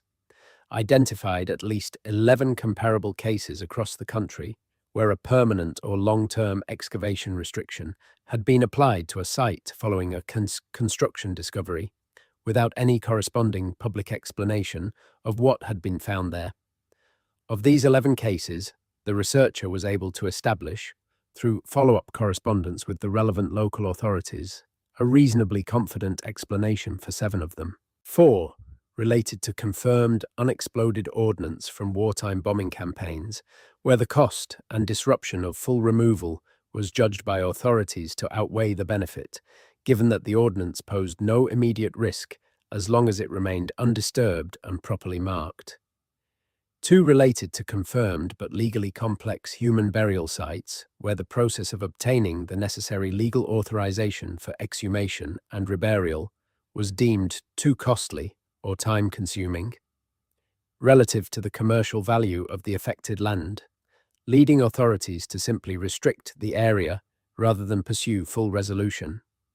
1 related to a genuinely significant Roman archaeological site that local authorities had decided, for reasons of long-term conservation, to preserve undisturbed beneath modern development, rather than expose it to the risks associated with full excavation. A now reasonably common practice in heritage management circles known as preservation in situ, which prioritizes leaving significant remains buried and protected rather than excavating and potentially damaging them, on the principle that future archaeological techniques may allow for less invasive investigation methods than those currently available. The remaining 4 cases, including the Manchester site, resisted clear explanation even after the researchers' follow-up inquiries, with local authorities either unable or unwilling to provide specific details beyond confirming that the restriction existed and remained in force. This category of unexplained buffer zone, while a minority among the cases surveyed, is large enough to suggest that the Manchester situation, however unusual it may feel to those encountering the story for the first time, is not entirely without precedent across the wider landscape of British planning and heritage practice. Whatever combination of bureaucratic caution, genuine uncertainty, and perhaps occasional excessive secrecy produces these unexplained restrictions, Manchester's case appears to be one example among several rather than a singular anomaly demanding an extraordinary explanation. This pattern has not stopped a dedicated community of amateur historians, local history enthusiasts, and online researchers from continuing to investigate the Manchester case specifically, drawn by the particular combination of compelling witness testimony, genuine documentary gaps, and the simple, very human appeal of an unsolved local mystery sitting quietly beneath an ordinary city street that most residents walk past every day, without any awareness of what may or may not lie beneath their feet. Several dedicated online forums, particularly those focused on British urban exploration and local history research, have maintained ongoing discussion threads about the Manchester case for well over a decade, with new participants periodically attempting fresh angles of investigation, from freedom of information requests, targeting different government departments to attempts at locating and interviewing additional witnesses who may have been involved in the original 2003 events, but who have not previously come forward publicly. One particularly persistent line of amateur investigation has focused on attempting to locate and interview the unnamed archaeological unit representative who first attended the site and who made the initial decision to halt work and request the confidential second assessment team. Despite considerable effort, including cross-referencing Professional Archaeology Association membership records from the relevant period and attempting to identify which archaeological consultancy firms held contracts with the development company or its heritage advisors at the time, this individual has never been definitively identified, a fact that several researchers have found notable in itself. Since heritage professionals working in a city the size of Manchester generally operate within a relatively small, well-networked professional community where most active practitioners are known to one another, at least by reputation, making the apparent total absence of anyone willing to acknowledge involvement somewhat unusual compared to how such professional communities typically respond to inquiries about historical projects, even sensitive ones. Several archaeology professionals who were active in the Manchester area during the relevant period, when approached informally by researchers and asked in general terms whether they recalled any unusual or significant finds from that particular year, have given responses ranging from genuine apparent ignorance of any such event to more carefully worded statements, declining to discuss specific projects due to client confidentiality obligations that, they note, are entirely standard within the archaeological consultancy industry and do not necessarily imply anything unusual about the particular case being asked about. This kind of professional discretion, while frustrating for researchers seeking definitive answers, is itself a completely ordinary feature of how commercial archaeology operates in Britain, where consultancy firms routinely sign confidentiality agreements with commercial clients covering the details of specific projects, particularly where competitive or commercially sensitive information about a development site might be involved, separate entirely from any question of whether the underlying archaeological find itself was unusual or sensitive in nature. Let us turn now to a more detailed examination of medieval Manchester, since the theory connecting the 2003 discovery to this period deserves the same careful treatment we gave to the Roman possibility, and because the genuine, documented history of medieval Manchester contains its own share of fascinating detail that rewards closer attention regardless of how it relates to our central mystery. By the 12th century, Manchester had developed into a small but functioning market town, centred around what is now the cathedral precinct, governed under a manorial system typical of medieval England. in which a local lord held jurisdiction over the settlement and its surrounding agricultural land, collecting rents and dues from tenants, while also bearing responsibility for maintaining certain administrative and legal functions through a manorial court. The Grelly family held the manor of Manchester for an extended period beginning in the 12th century, and it was under their lordship that the town received its first formal market charter in 1219, a legal document granting the right to hold a regular market, a privilege that was economically significant in medieval England, since unauthorized markets could be challenged and shut down by rival landholders or by the Crown itself, anxious to protect the revenue generated by officially sanctioned commercial activity. The granting of this charter marks the formal beginning of Manchester's development as a recognized commercial centre, distinct from the smaller agricultural settlement that had presumably existed in some form since at least the Anglo-Saxon period discussed earlier. The physical layout of medieval Manchester, as reconstructed by historians through a combination of surviving documents, later maps that preserve older street patterns, and archaeological investigation where it has been possible to conduct it, centred around a roughly triangular market area, with the parish church, the predecessor to the current cathedral,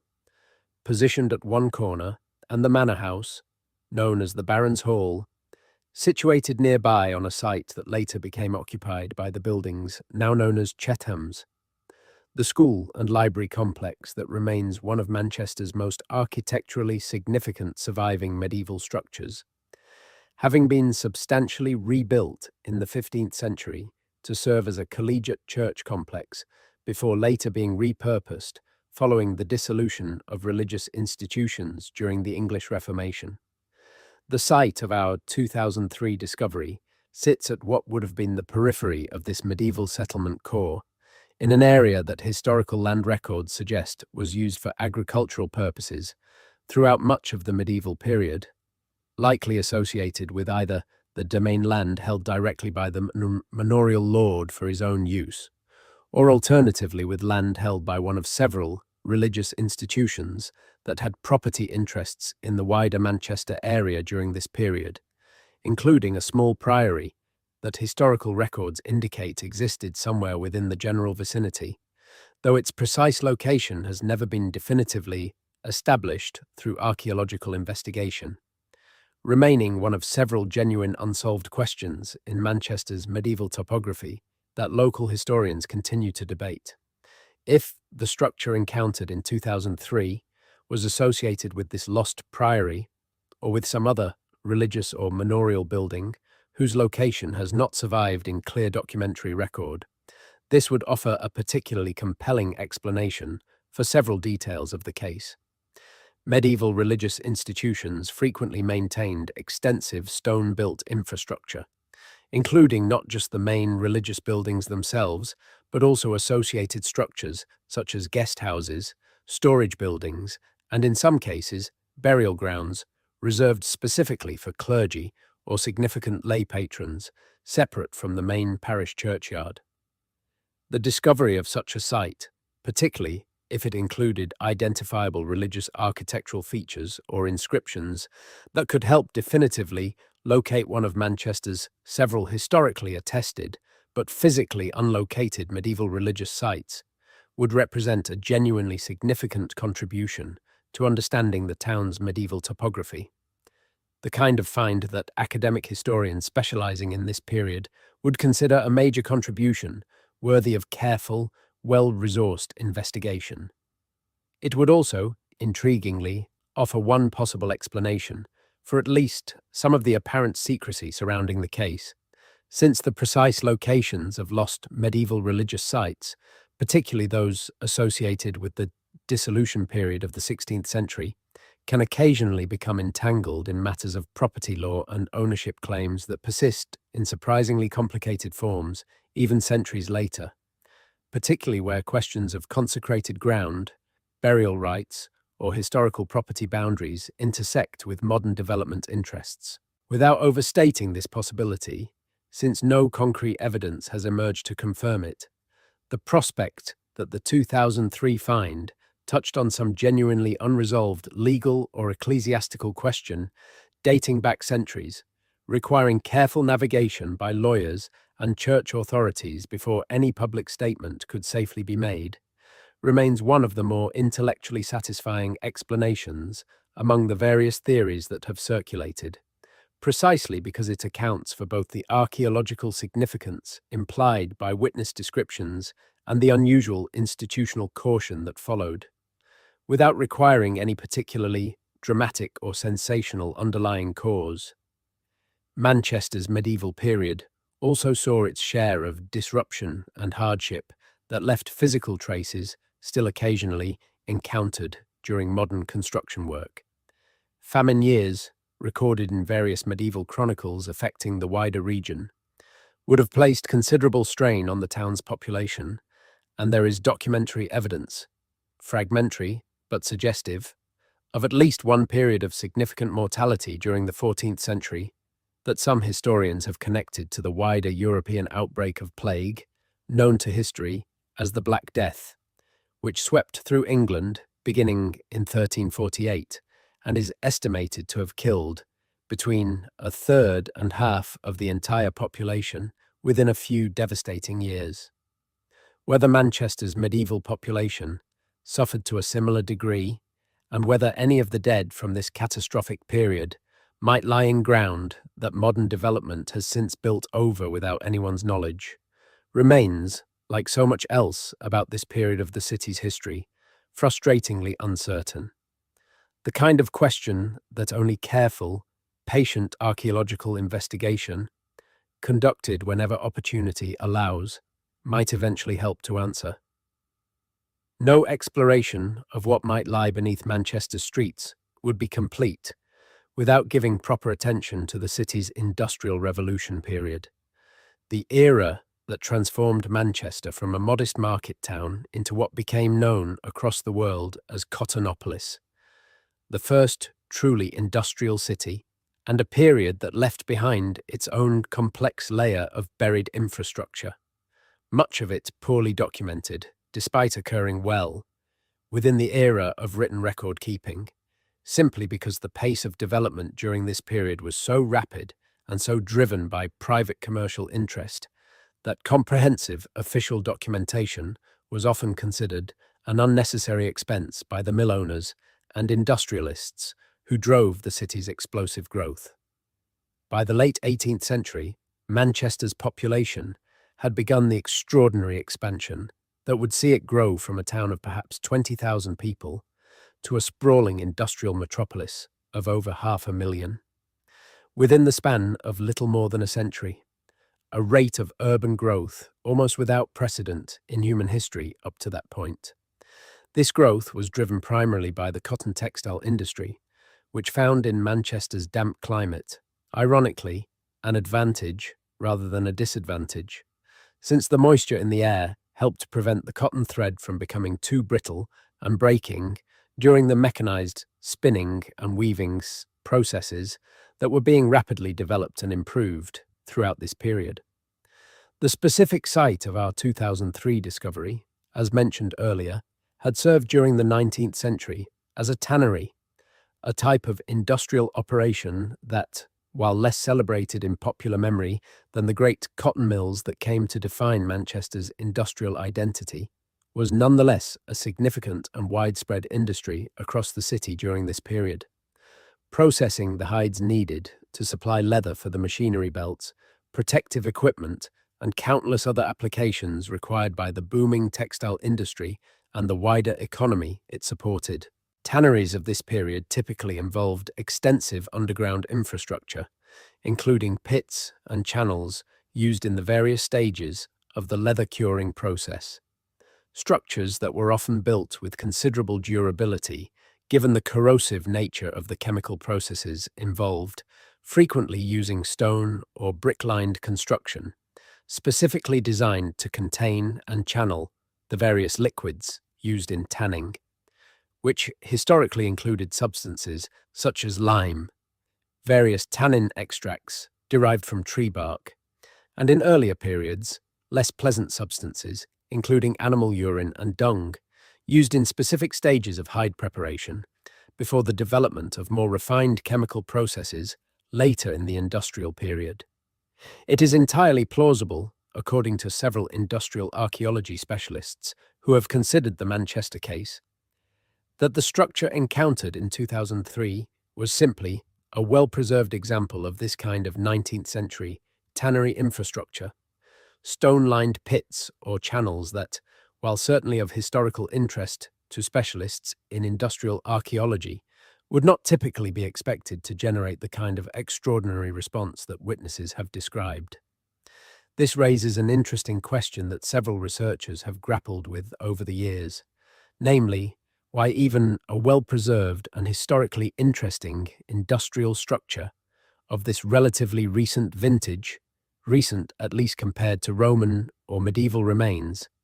would warrant the kind of unusual secrecy and rapid high-level response that the 2003 events apparently involved. One possible answer relates not to the structure itself, but to what might have been found within or near it. Industrial sites of this period, particularly tanneries, were sometimes associated with documented industrial accidents,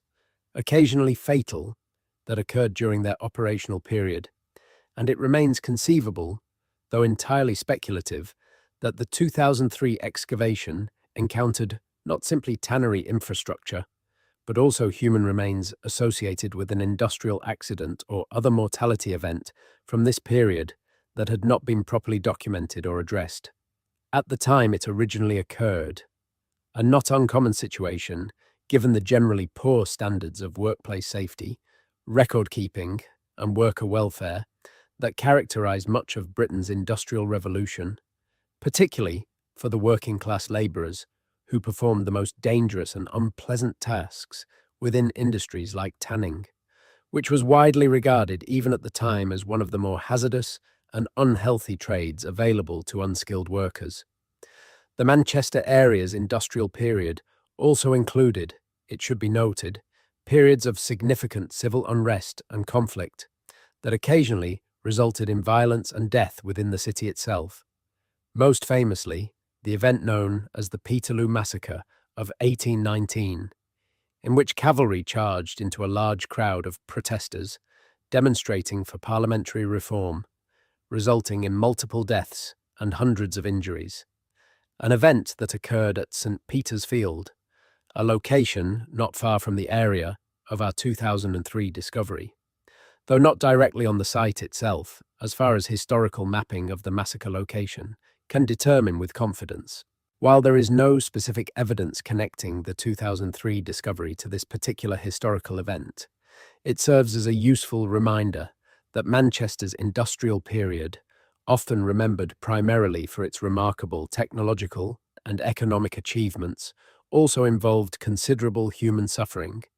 conflict, and occasionally violence. The physical traces of which may well persist informs that modern construction projects continue to encounter periodically,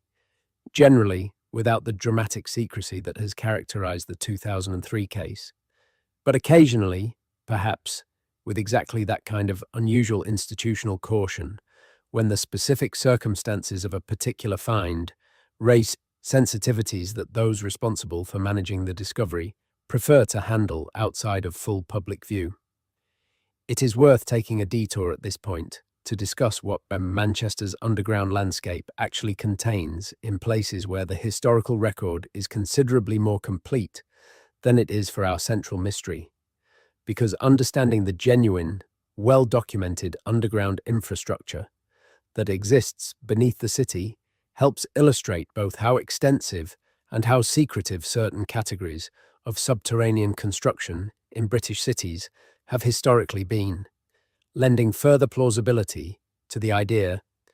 that significant, intentionally obscured structures could exist beneath ordinary Manchester streets without general public awareness. Perhaps the most famous example of genuinely secret underground construction in Manchester is the Guardian Telephone Exchange, a Cold War-era underground facility constructed beneath the city centre in the 1950s. Designed to house critical telecommunications infrastructure in a hardened, protected environment, capable of surviving a nuclear attack and maintaining essential communications for government and military purposes in the aftermath of such an event. This facility's existence remained officially unacknowledged for decades, known only through occasional unofficial leaks and the persistent rumours that circulated among Manchester residents who noticed unusual ventilation structures and unexplained security measures around certain unremarkable-looking buildings in the city centre. Structures that gave little outward indication of the substantial underground infrastructure they actually concealed. It was not until considerably later, well into the period when Cold War secrecy had generally relaxed, following the end of the broader geopolitical tensions that had originally justified such extreme measures, that official acknowledgement of the facility's existence and general purpose was finally made, though even this acknowledgement remained notably light on specific technical details, with much of the facility's actual capabilities and historical operational use remaining classified or simply undisclosed even today. The Guardian Exchange example demonstrates clearly that British authorities have, within living memory and well-documented historical record, constructed and maintained substantial underground infrastructure beneath major cities like Manchester, while successfully keeping its existence and purpose secret from the general public for periods extending across multiple decades. A precedent that lends at least some credibility to theories suggesting that other undisclosed underground structures, whether deliberately constructed or simply discovered and subsequently kept quiet, could exist beneath the city without general awareness. Manchester also contains an extensive network of air raid shelters and emergency infrastructure, dating from the Second World War, much of which has never been comprehensively mapped or catalogued,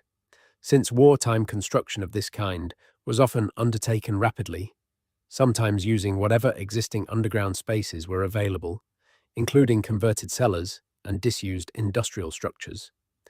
With documentation that was, by the urgent and chaotic standards of wartime administration, often minimal or subsequently lost during the post-war period when civil defense infrastructure was rapidly decommissioned and in many cases simply abandoned or sealed,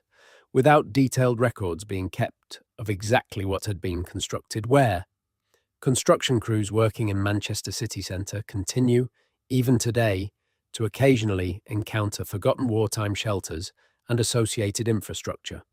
generally without the dramatic secrecy associated with our 2003 case, since wartime air raid shelters, while historically interesting, do not typically raise the kind of heritage protection concerns that might justify an extended, high-security response. Beyond these officially documented categories of underground construction, Manchester has also accumulated, over its long history as a major industrial and commercial centre, a substantial network of utility tunnels,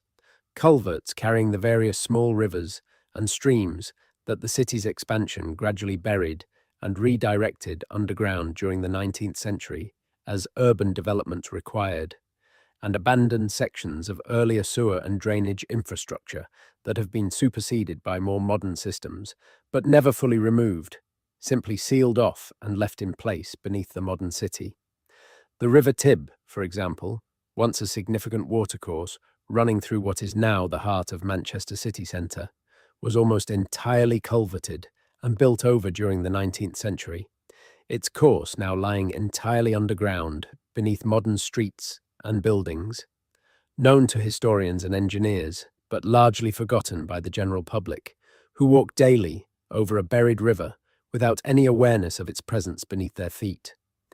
This extensive, complex, and only partially documented underground landscape provides a crucial piece of context for understanding why a discovery like the one made in 2003 could plausibly involve genuine uncertainty on the part of those investigating it. Uncertainty that might explain some of the apparent confusion and extended assessment period that witnesses described, separate entirely from any question of deliberate secrecy or cover-up. When construction work in Manchester intersects with the buried remnants of this layered, complicated underground history, the investigating archaeologists and engineers are not always working from comprehensive existing records, but are often genuinely trying to piece together, in real time, exactly what they have encountered and what historical period or purpose it might relate to, a process that can reasonably take considerably longer than the public might expect, particularly when the discovered structure does not immediately correspond to any well-documented category of known Manchester archaeology. Let us return once more to the witnesses themselves, because there is a detail in the accounts that has not yet been fully explored, one that several researchers consider among the most genuinely puzzling aspects of the entire case. According to the two anonymous workers mentioned earlier, in addition to observing what they believed to be ground-penetrating radar equipment being used by the second team that arrived the morning after the initial discovery, they also described witnessing, from their vantage point outside the site, hoarding, a small enclosed structure being erected directly over the excavated area within the first 48 hours. A temporary canopy, or tent-like covering considerably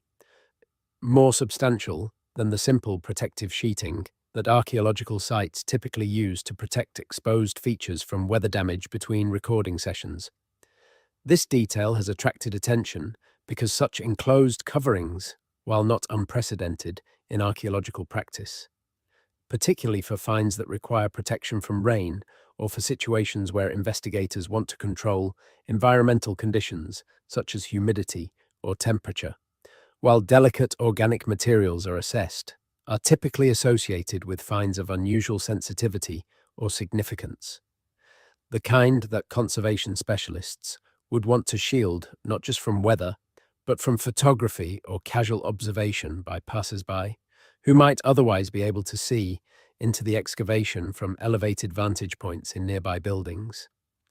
The level of visual concealment implied by this detail, if accurately recalled by the two workers after the passage of considerable time, suggests a degree of caution that goes beyond what would typically be applied even to a significant Roman or medieval archaeological find, since such finds, while certainly worth protecting from physical damage or theft, are not generally considered to require protection from simple visual observation by curious members of the public. Several theories have been advanced to explain this apparent visual secrecy specifically, separate from the broader question of why the find was kept confidential at all.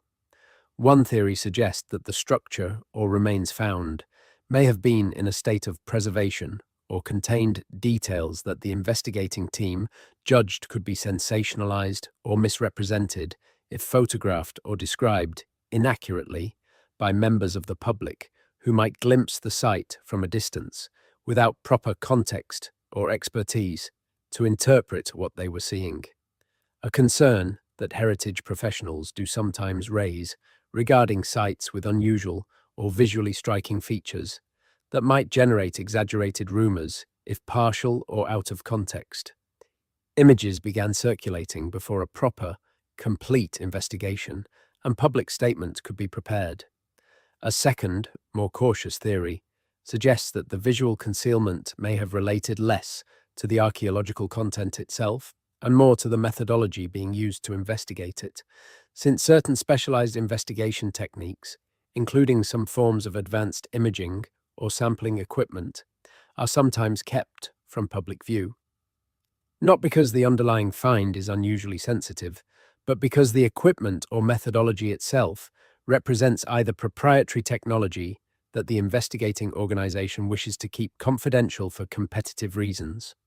or specialized techniques whose details investigators prefer not to publicize in order to avoid complicating future cases where similar methods might need to be deployed without public scrutiny or interference. It is worth pausing here to reflect on why this particular story,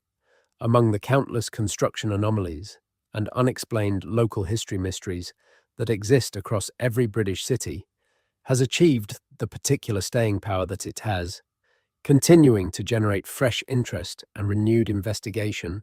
more than 2 decades after the original events took place. Part of the answer lies simply in the quality and consistency of the available witness testimony, which, while limited in scope and impossible to independently verify in most of its specific details, has remained remarkably stable across multiple retellings spanning many years, without the kind of dramatic embellishment or internal contradiction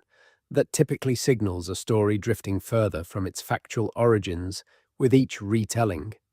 the way urban legends and exaggerated local rumors usually do over time. Another part of the answer relates to the specific combination of elements present in this case: a verifiable, documented construction project, a confirmed and datable discovery event, genuine and traceable gaps in the official record that are unusual even by the standards of bureaucratic record-keeping failures, and a physical site that remains, even today, subject to verifiable, ongoing legal restrictions that nobody has ever satisfactorily explained. This combination of concrete, checkable facts surrounding an unexplained core mystery is considerably rarer than the typical unverifiable rumor or anecdote that circulates in local history communities. And it is precisely this combination that has allowed the Manchester case to attract the attention of serious researchers, journalists, and historians who would generally be skeptical of less well-documented mystery stories, lending the case a degree of credibility within amateur and even some professional historical research circles that purely anecdotal mysteries rarely achieve. There is also, it must be acknowledged, something deeply satisfying to the human imagination about the idea of a genuine, unexplained, secret existing quite literally beneath our feet, hidden in plain sight within an ordinary, unremarkable city street that thousands of people walk past every single day without any awareness of what may lie buried beneath the pavement. This appeal is not unique to the Manchester case. Of course, it is the same fundamental appeal that drives interest in buried treasure stories, lost cities, and forgotten tunnels across every culture and every historical period, a deep-seated human fascination with the idea that the ordinary surface of the world we inhabit conceals hidden depths, literal and figurative, waiting to be discovered by those curious or persistent enough to keep asking questions that official channels seem unable or unwilling to fully answer. To round out our understanding of what might lie beneath Manchester at the deepest, oldest layers of human habitation, we should consider the period before the Romans arrived at all, the Iron Age Britain that existed across this part of northern England for centuries prior to Agricola's campaigns, a period whose archaeological evidence, while sparser than the better documented Roman occupation that followed, nonetheless reveals a sophisticated and well-established native British society that the Romans encountered, fought, occasionally negotiated with, and eventually absorbed into their expanding provincial administration. The dominant tribal confederation across much of what is now northern England during this period was known to Roman writers as the Brigantes, a name that may have referred to a single unified tribal kingdom, or, as many modern historians now believe to be more likely, a looser confederation of related but distinct tribal groups who shared certain cultural and linguistic features without necessarily operating under one centralized political authority in the way Roman sources, writing from their own more centralized administrative perspective, sometimes implied. The Brigantian territory encompassed a vast area, and the specific tribal or sub-tribal groups who inhabited the immediate Manchester area prior to Roman conquest remain, like so much of pre-Roman British history, known to us only through fragmentary, archaeological evidence and the inevitably biased accounts of Roman writers who had their own political and propagandistic reasons for characterizing native British society in particular ways. Archaeological evidence for pre-Roman Iron Age settlement in the immediate Manchester area is genuinely sparse, considerably more so than for many other parts of northern England, where hill fort sites and other substantial Iron Age earthworks have been identified and at least partially excavated, allowing archaeologists to build a reasonably detailed picture of pre-Roman settlement patterns and material culture. This relative sparsity of evidence for Manchester,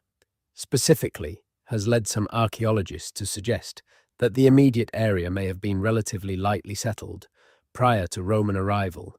perhaps due to the marshy, low-lying character of much of the land at the river confluence, before extensive drainage and development altered the local hydrology over subsequent centuries, making the location considerably less attractive for permanent settlement under Iron Age agricultural and pastoral practices than it would later become once Roman engineering had improved drainage and the strategic value of the river crossing had been more fully exploited. This is not to say that the area was entirely unoccupied, however, and scattered finds of Iron Age material culture, including pottery fragments and occasional metalwork, have been recovered from various locations across the wider Manchester conurbation over the years, suggesting at least some level of native British activity in the area prior to Roman arrival, even if concentrated settlement may have been more limited than in some other parts of the region. If the 2003 discovery somehow related to this pre-Roman period, perhaps representing the remains of a native British structure that predates the Roman fort by some decades or even centuries, this would represent an extraordinarily significant archaeological find, since well-preserved pre-Roman structural remains are considerably rarer across England generally than Roman period remains, both because pre-Roman British construction more commonly used timber and other organic materials that survive far less well in the archaeological record than Roman stone construction, and because the relative scarcity of documented Iron Age sites in the immediate Manchester area specifically means that any confirmed discovery would substantially revise our understanding of pre-Roman settlement patterns in this particular location. This particular theory, while among the more speculative explanations considered in this exploration, has nonetheless attracted some support among researchers who point to the description of dry stone construction, fitted without mortar, as potentially more consistent with certain native British building traditions than with the mortared masonry more typically associated with Roman construction, since Iron Age British builders, while certainly capable of sophisticated stone construction in regions where stone was the primary available building material, such as the dry stone hill forts and settlement walls found in parts of northern and western Britain, generally did not use the lime mortar technology that the Romans introduced, and which became standard practice for substantial Roman construction projects across the province following conquest. It must be acknowledged, however, that this theory, like several others we have explored, ultimately rests on a single second-hand description of construction technique, recalled years after the fact by a witness without specialist archaeological training, and should therefore be weighted accordingly against the other, perhaps more probable explanations rooted in the better documented Roman, medieval, and industrial periods of Manchester's long and layered history. What all of these competing theories share, regardless of which period they point toward, is the fundamental frustrating reality that without access to whatever records, photographs, or physical evidence the original investigating team gathered in 2003, and without the cooperation of whoever made the ultimate decision to handle the find with such unusual discretion, we are left to reason from incomplete fragments, weighing probability against the tantalizing, unverifiable details that have survived in witness memory and the scattered remnants of an official record that someone, for reasons that remain genuinely unknown, chose not to complete. Let us spend some time now examining the more formal investigative efforts that have been made into this case over the years, because while much of what circulates online about the Manchester discovery exists in the loose, informal realm of forum discussion and amateur blog posts, there have been at least 2 occasions where professional journalists with editorial backing and access to more formal research resources attempted a more rigorous examination of the available evidence and the results of their efforts, while ultimately inconclusive, add useful texture to our understanding of just how difficult this particular mystery has proven to crack. The first significant journalistic investigation was conducted in 2011 by a reporter working for a regional newspaper covering the Greater Manchester area, who became interested in the story after encountering a brief mention of it in an online local history forum and recognizing the potential for a substantive feature article if the underlying claims could be verified or at least meaningfully investigated. This reporter spent several months pursuing the story, conducting the Freedom of Information requests mentioned earlier, attempting to track down and interview the original construction workers involved, and reaching out to the development company, by this point operating under its post-acquisition corporate identity, seeking comment on the events of 2003. The development company's response, when it eventually came after several follow-up requests, was notably brief, stating only that the company had no specific knowledge of the events described, that any archaeological matters relating to historic sites under its ownership would have been handled in full compliance with all relevant heritage legislation and regulatory requirements, and declining to comment further on what it characterized as historical matters predating the current corporate structure's involvement with the property in question.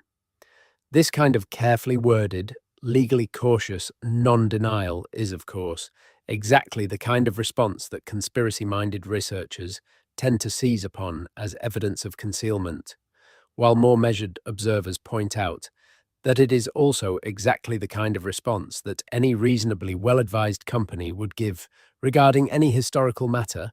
where the specific details are genuinely unknown to current management and where there is no particular incentive to spend additional time or resources investigating a matter that holds no current commercial relevance to the business. The reporter's eventual article, published in the autumn of 2011, presented the available facts in a careful, measured tone, acknowledging both the genuine documentary gaps that had been identified and the considerable uncertainty around what, if anything, those gaps actually signified beyond ordinary bureaucratic record-keeping failures. The article generated a modest amount of local interest at the time, including a handful of additional witness accounts that surfaced in the comments section of the newspaper's website, though none of these additional accounts added substantially new information beyond confirming the broad outline of events that Dave and the other anonymous workers had already described. A second, more recent investigative effort was undertaken in 2019 by an independent documentary filmmaker working on a planned series about unexplained local history mysteries across the United Kingdom, a project that, as far as available information indicates, was never ultimately completed or released, for reasons that remain unclear, though the filmmaker's preliminary research notes, portions of which were later shared on a personal blog, before that blog itself became inactive, suggest that the project ran into similar walls of bureaucratic non-response and the simple, frustrating reality that the key witnesses, by this point considerably older and in some cases reportedly suffering from health issues that made detailed interviews difficult or impossible to arrange, were becoming increasingly hard to locate and engage with as the years passed and the original events receded further into the past. This pattern of investigative efforts beginning with considerable enthusiasm and initial promise, only to eventually stall against the combined obstacles of incomplete records, reluctant or unavailable witnesses, and corporate entities with no particular incentive to assist in clarifying matters that hold no current relevance to their business operations, is unfortunately common across many unresolved historical mysteries of this kind, where the passage of time gradually erodes the available evidence base faster than any investigator, however dedicated, can hope to fully document and preserve it. Each year that passes without a definitive resolution to the Manchester case makes it correspondingly less likely that one will ever be achieved. As the original witnesses age, memories fade and become less reliable, even among those willing to continue discussing the events, and whatever physical evidence may still exist beneath the site, itself becomes increasingly inaccessible behind the layers of subsequent development, legal restriction, and simple institutional indifference that have accumulated over the more than 2 decades since the original discovery. It is worth taking some time to properly explain the legal and regulatory framework that governs archaeological discoveries during construction in England, because understanding precisely how this system is supposed to function makes it considerably easier to appreciate exactly where and how the Manchester case appears to have departed from standard practice, rather than simply asserting that something unusual occurred without grounding that claim in the specifics of how the system normally operates. The primary legal mechanism governing the protection of archaeological sites in England is the system of scheduled monuments, established under legislation dating originally from the late 19th century and substantially updated through subsequent acts of Parliament across the 20th century. Most significantly, the Ancient Monuments and Archaeological Areas Act of 1979, which remains the principal legislative framework in this area today. Under this system, sites judged to be of national importance can be formally designated as scheduled monuments, a status that provides legal protection against unauthorized disturbance and requires specific consent, known as scheduled monument consent, before any work affecting the site can be carried out, including archaeological excavation itself, which might seem counterintuitive but reflects the underlying philosophy of the protection regime, which prioritizes preservation in situ over active investigation, except where genuinely necessary and properly authorized. For sites that have not been formally scheduled, which represents the vast majority of archaeologically sensitive locations across England, given the practical limits on how many sites can be assessed and formally designated, protection instead operates primarily through the planning system, with local authorities required to consider archaeological implications when assessing development applications, typically requiring developers to commission archaeological assessments, sometimes including preliminary trial excavations. Before planning, permission is granted for development on sites identified as having reasonable potential for significant archaeological remains based on known historical use, proximity to confirmed archaeological sites, or other relevant indicators. This planning-based system relies heavily on a document known as a written scheme of investigation, a formal plan agreed between the developer, their archaeological consultants, and the relevant local authority archaeological advisor, setting out exactly how any archaeological work during the development process will be conducted, what triggers will require excavation to pause, what reporting requirements apply, and what the eventual outcome will be in terms of public dissemination of any findings, typically including a requirement for findings to be reported to the relevant regional historic environment record and, for sufficiently significant discoveries, published in appropriate academic or professional archaeological literature within a specified time frame following completion of the fieldwork. It is this final requirement, the obligation for significant findings to eventually be published and made publicly accessible through the Historic Environment Record System, that the Manchester case appears most clearly to have violated, assuming that a written scheme of investigation was indeed in place for the original development, as would be standard practice for any site within a heritage-sensitive area of a major city like Manchester. The complete absence of any entry relating to this site within the Greater Manchester Historic Environment Record, the official regional database maintained specifically to catalogue archaeological findings and ensure their long-term accessibility to researchers, planners, and the general public, is perhaps the single most concrete piece of evidence that something about the handling of the 2003 discovery departed from standard, legally expected practice, since this kind of omission, while theoretically possible through simple administrative error, would represent a fairly serious lapse in a system that is specifically designed with multiple redundancies intended to prevent exactly this kind of information loss. A researcher who specifically contacted the Greater Manchester Archaeological Advisory Service in 2015, seeking clarification on why no record existed for the 2003 site, despite the apparent significance implied by witness accounts and the documented planning delays, received a response indicating that the service had no record of having been formally consulted regarding archaeological work at that specific address during the relevant period, a finding that, if accurate, would be genuinely remarkable. Since formal consultation with this advisory service is, in principle, a mandatory step in the planning process for any development within Manchester's designated archaeologically sensitive zones, a category that unambiguously includes the area where the 2003 site is located, given its proximity to the historic Roman and medieval settlement core discussed earlier in this exploration.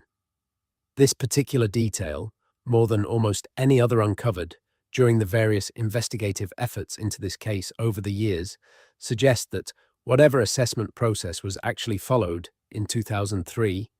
it appears to have operated, at least in part, outside the normal channels that the established legal and regulatory framework would ordinarily require, a deviation that, whatever its ultimate explanation, represents a genuine and significant departure from how archaeological discoveries during construction are supposed to be handled under English law, regardless of which of the various theories about the actual content of the discovery itself ultimately proves correct, if indeed any of them ever can be definitively confirmed, given how much time has now passed and how much of the relevant documentary trail appears to have either never existed in accessible form or to have been lost in the years since. It is worth pausing here, deep into this exploration, to simply sit with the image of the place itself, because there is something quietly affecting about picturing that particular stretch of Manchester Street as it exists today, busy with ordinary life that carries on entirely indifferent to whatever lies beneath it. Buses pass along the nearby main road every few minutes, carrying commuters home from work or out for an evening in the city centre. People walk dogs along the pavement above what was once a construction site, occasionally pausing to check their phones or glance into the windows of the ground floor. Commercial units that now occupy the building, constructed in the aftermath of the original, disrupted development.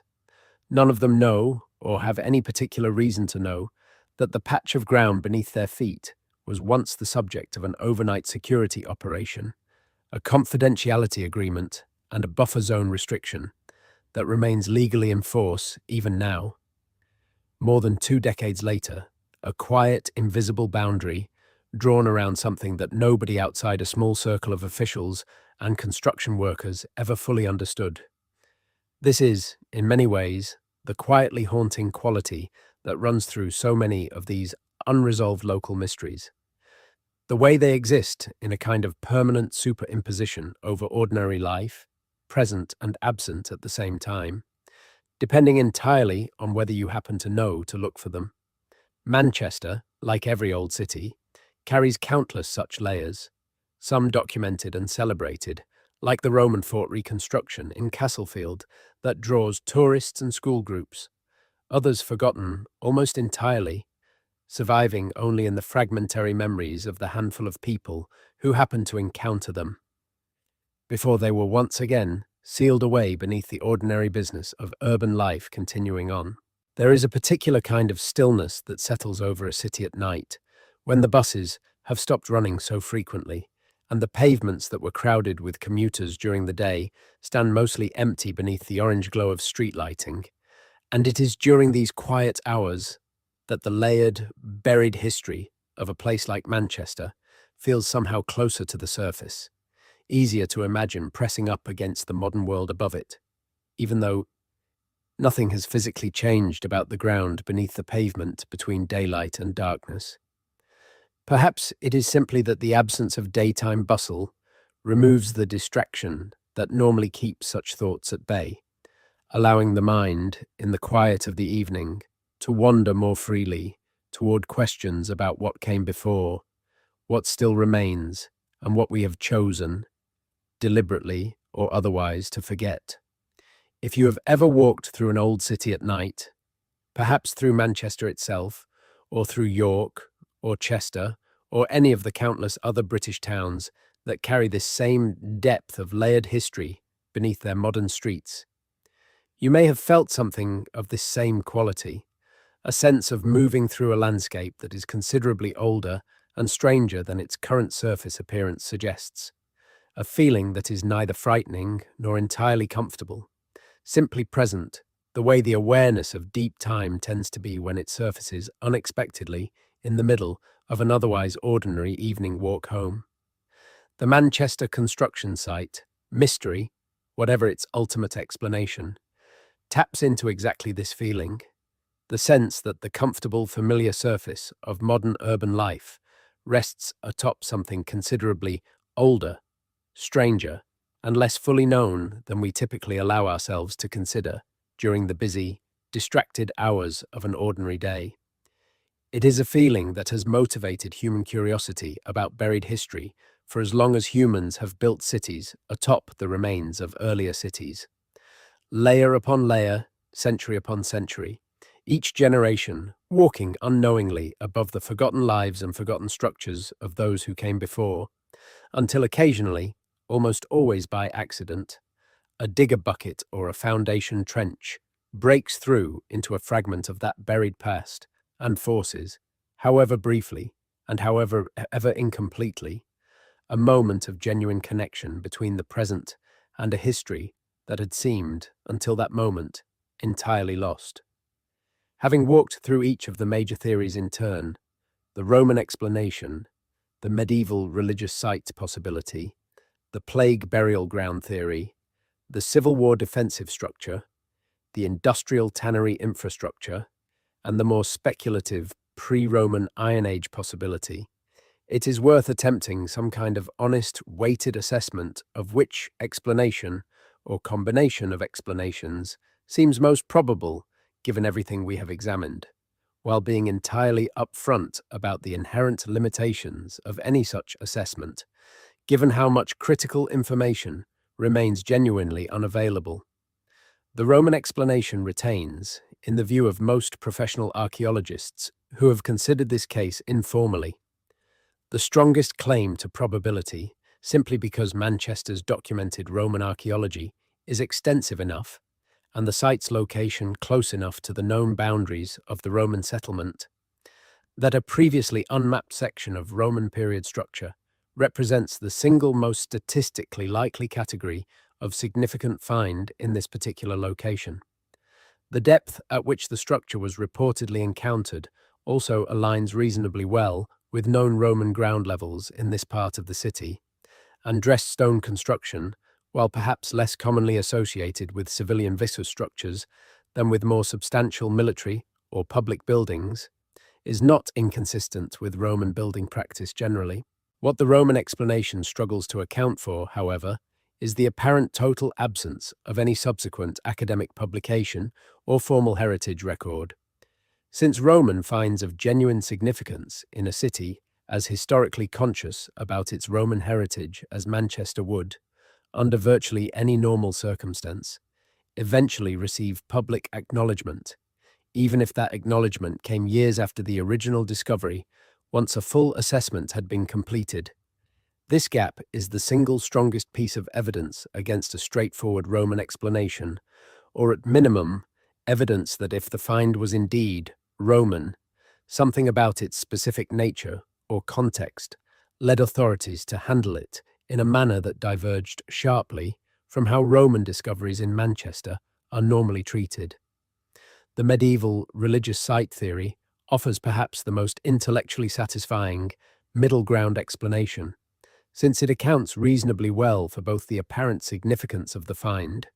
which would explain the unusual level of institutional attention it received,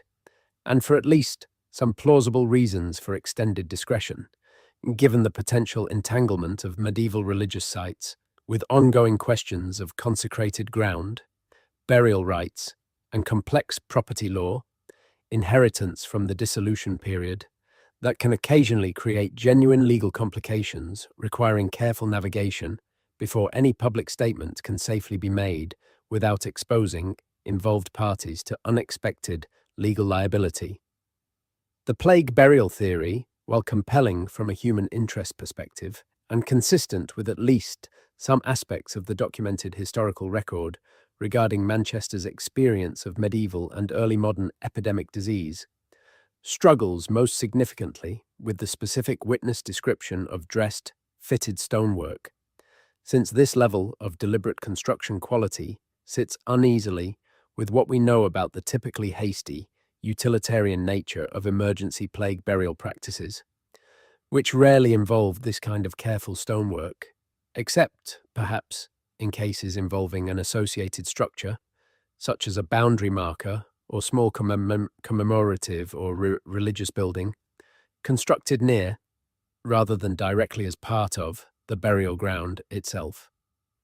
The industrial tannery explanation remains, from a purely probabilistic standpoint, entirely plausible given the site's documented 19th century use, but struggles considerably to explain why a relatively recent and historically unremarkable category of industrial archaeology would generate the kind of extraordinary institutional response that witnesses have consistently described, unless, as discussed earlier, the find involved associated human remains from an undocumented industrial accident or other mortality event that introduced sensitivities beyond what the underlying structural archaeology alone would typically warrant. What seems most likely, weighing all of these considerations together, is not necessarily a single clean explanation, but rather some combination of factors, perhaps a genuinely significant archaeological find, quite possibly Roman or medieval in origin, given the site's location and depth, combined with some additional complicating factor, whether human remains requiring careful legal and ethical handling, genuine uncertainty among the investigating team about exactly what they had encountered and how best to proceed, or simply an excess of institutional caution exercised by individuals who, faced with an unusual and potentially significant discovery, chose to err considerably further on the side of discretion than strict legal requirement or established professional practice would typically demand, perhaps out of an abundance of caution regarding potential legal liability, public relations concerns for the development company, or simply individual decision-making that in retrospect proved considerably more secretive than the underlying situation actually warranted. This synthesis, admittedly, resolves nothing definitively,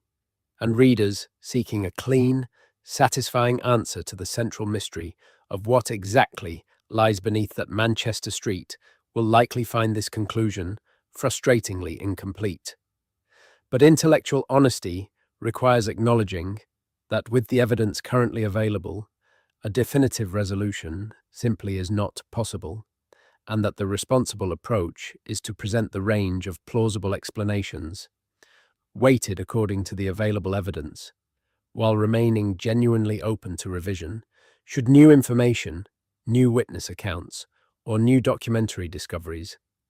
eventually emerge to clarify what actually happened on that ordinary Manchester street more than 2 decades ago. Before we move toward the close of this exploration, it is worth widening our view one final time to consider a handful of other British construction discoveries that share at least some of the unusual characteristics of the Manchester case, not because any of them definitively explains what happened in 2003, but because seeing the broader pattern across multiple cities helps illustrate that Manchester is not an isolated anomaly, so much as a particularly well-documented example of a phenomenon that appears to recur, in smaller or larger forms, across Britain's long urban history with some regularity. In Birmingham, during redevelopment work in the late 1990s, near the city's historic Bullring Market area, construction crews encountered a substantial brick-lined chamber beneath what had been a Victorian-era warehouse, a structure that local historians initially speculated might relate to the area's documented history of canal-side industrial storage. given Birmingham's extensive canal network that once served as the primary transport infrastructure for the city's manufacturing economy. The chamber was assessed, photographed, and according to available planning records, found to be a relatively unremarkable storage vault associated with a documented 19th century merchant's premises, a mundane conclusion that received only brief mention in local archaeological newsletters before the matter was considered closed. This case is useful precisely because it demonstrates what a properly resolved, transparently documented discovery looks like, complete with a clear conclusion and appropriate, if modest, public record, providing a useful contrast against the considerably murkier Manchester situation. In Leeds, a discovery made during foundation work for a new shopping development in 2005 generated brief but intense local media interest when workers uncovered what was initially described in early and somewhat sensationalized newspaper coverage as a possible medieval execution site, based on the discovery of disturbed human remains in apparent association with iron fittings that some early observers speculated might relate to restraint or punishment apparatus. Subsequent, more careful archaeological investigation determined that the remains were considerably more recent than initially suspected, likely dating from the 18th or early 19th century, and the iron fittings were eventually identified as agricultural equipment unrelated to any judicial or punitive purpose, a finding that, while less dramatic than the initial speculation, was properly documented, published, and made available through standard archaeological channels, again offering a useful point of comparison, demonstrating how even initially sensational-seeming discoveries are typically resolved through transparent, if sometimes slow, professional investigation. A case from Bristol, dating from the early 2000s, and bearing perhaps the closest resemblance to the Manchester situation in terms of the unusual secrecy involved, relates to a discovery made during harbourside redevelopment work, where construction crews reportedly encountered a substantial stone structure that was assessed rapidly and then, according to several local accounts that bear notable similarity to the pattern seen in Manchester, handled with an unusual degree of institutional discretion, including a security presence that several workers described as disproportionate to what they understood the find to actually be. This Bristol case has never been as extensively documented or investigated as the Manchester situation, existing mainly as a handful of second-hand accounts circulating within local history communities. But its existence, however thinly evidenced, suggests that whatever combination of factors produced the unusual handling seen in Manchester may not be entirely unique to that city or that specific development, raising the intriguing, if entirely speculative, possibility that certain categories of discovery, perhaps relating to specific historical periods, specific types of finds such as human remains in particular states or contexts, or specific bureaucratic protocols that exist but are rarely triggered and therefore rarely understood by the general public, might produce a broadly similar pattern of unusual institutional response across different cities and different development projects when the right specific circumstances align. This comparative survey, brief as it necessarily is, reinforces the central, somewhat unsatisfying but intellectually honest conclusion that this exploration keeps returning to. The Manchester case sits within a broader, genuinely documented pattern of British construction discoveries that occasionally generate responses considerably more secretive and unusual than standard archaeological or heritage practice would typically produce. A pattern that admits of multiple possible explanations, ranging from the entirely mundane bureaucratic caution and corporate risk management, through genuine legal and ethical complexities surrounding human remains and contested historical claims, to, in a small minority of cases that may or may not include Manchester, matters touching on national security or other sensitivities that fall outside the normal archaeological framework entirely. Without additional evidence, which after more than 2 decades seems increasingly unlikely to ever emerge, given the gradual erosion of witness memory, the deterioration of relevant institutional records, and the simple, often unglamorous reality that those who knew the most about what actually happened have either chosen to remain silent or have themselves lost the specific details to the passage of time. The Manchester construction site of 2003 is likely to remain exactly what it has been for the past 2 decades, a quiet, persistent, genuinely unresolved local mystery, buried beneath an ordinary street that thousands of people walk across every single day without the slightest awareness of the questions that still linger, unanswered, in the ground beneath their feet. Let us spend a little more time with Chetham's library, since it offers a genuinely fascinating window into how Manchester's deep history survives, against considerable odds, into the present day, and stands as a useful counterpoint to the Manchester construction mystery, precisely because it represents an instance where medieval and early modern heritage has been preserved, documented, and made openly accessible rather than obscured. Founded in 1653 through the bequest of Humphrey Chetham, a wealthy textile merchant and banker who left funds specifically to establish a free library and a school for poor boys, the library occupies a building that itself dates back to the 1420s.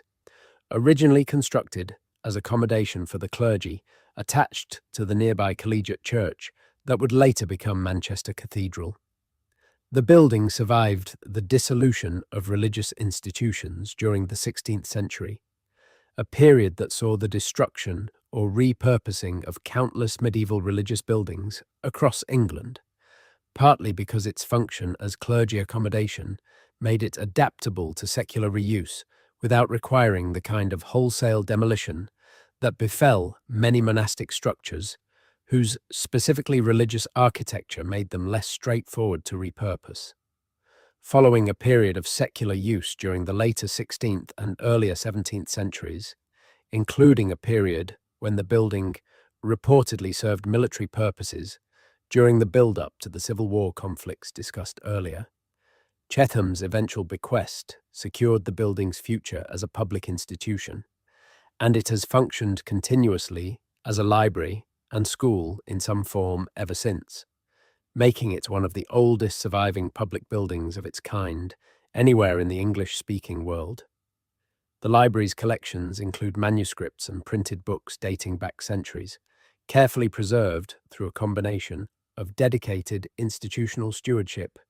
and, it must be acknowledged, a certain amount of fortunate circumstance that allowed the building and its contents to survive periods of conflict, neglect, and the general pressures of urban redevelopment that claimed so many comparable medieval structures across English cities during the 19th and 20th centuries as cities expanded and modernized. Visitors to Chetham's today can walk through rooms that have remained in continuous use for nearly 6 centuries, surrounded by reading desks, bookcases, and architectural details that have survived essentially unchanged since the medieval period, offering a tangible, physical connection to Manchester's deep history that stands in stark contrast to the buried, inaccessible, and officially unacknowledged history that the 2003 construction site apparently represents. This contrast raises an interesting question worth sitting with as we approach the conclusion of this exploration. What would it actually look like if the Manchester construction site mystery were ever properly resolved,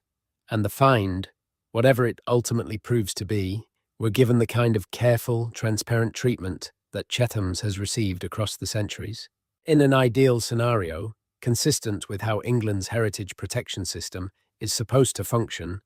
a genuinely significant find would have been properly excavated, recorded, and where appropriate, either preserved in situ with public access incorporated into the eventual development, following the model used by several other Manchester developments that have successfully incorporated visible archaeological features into their final designs,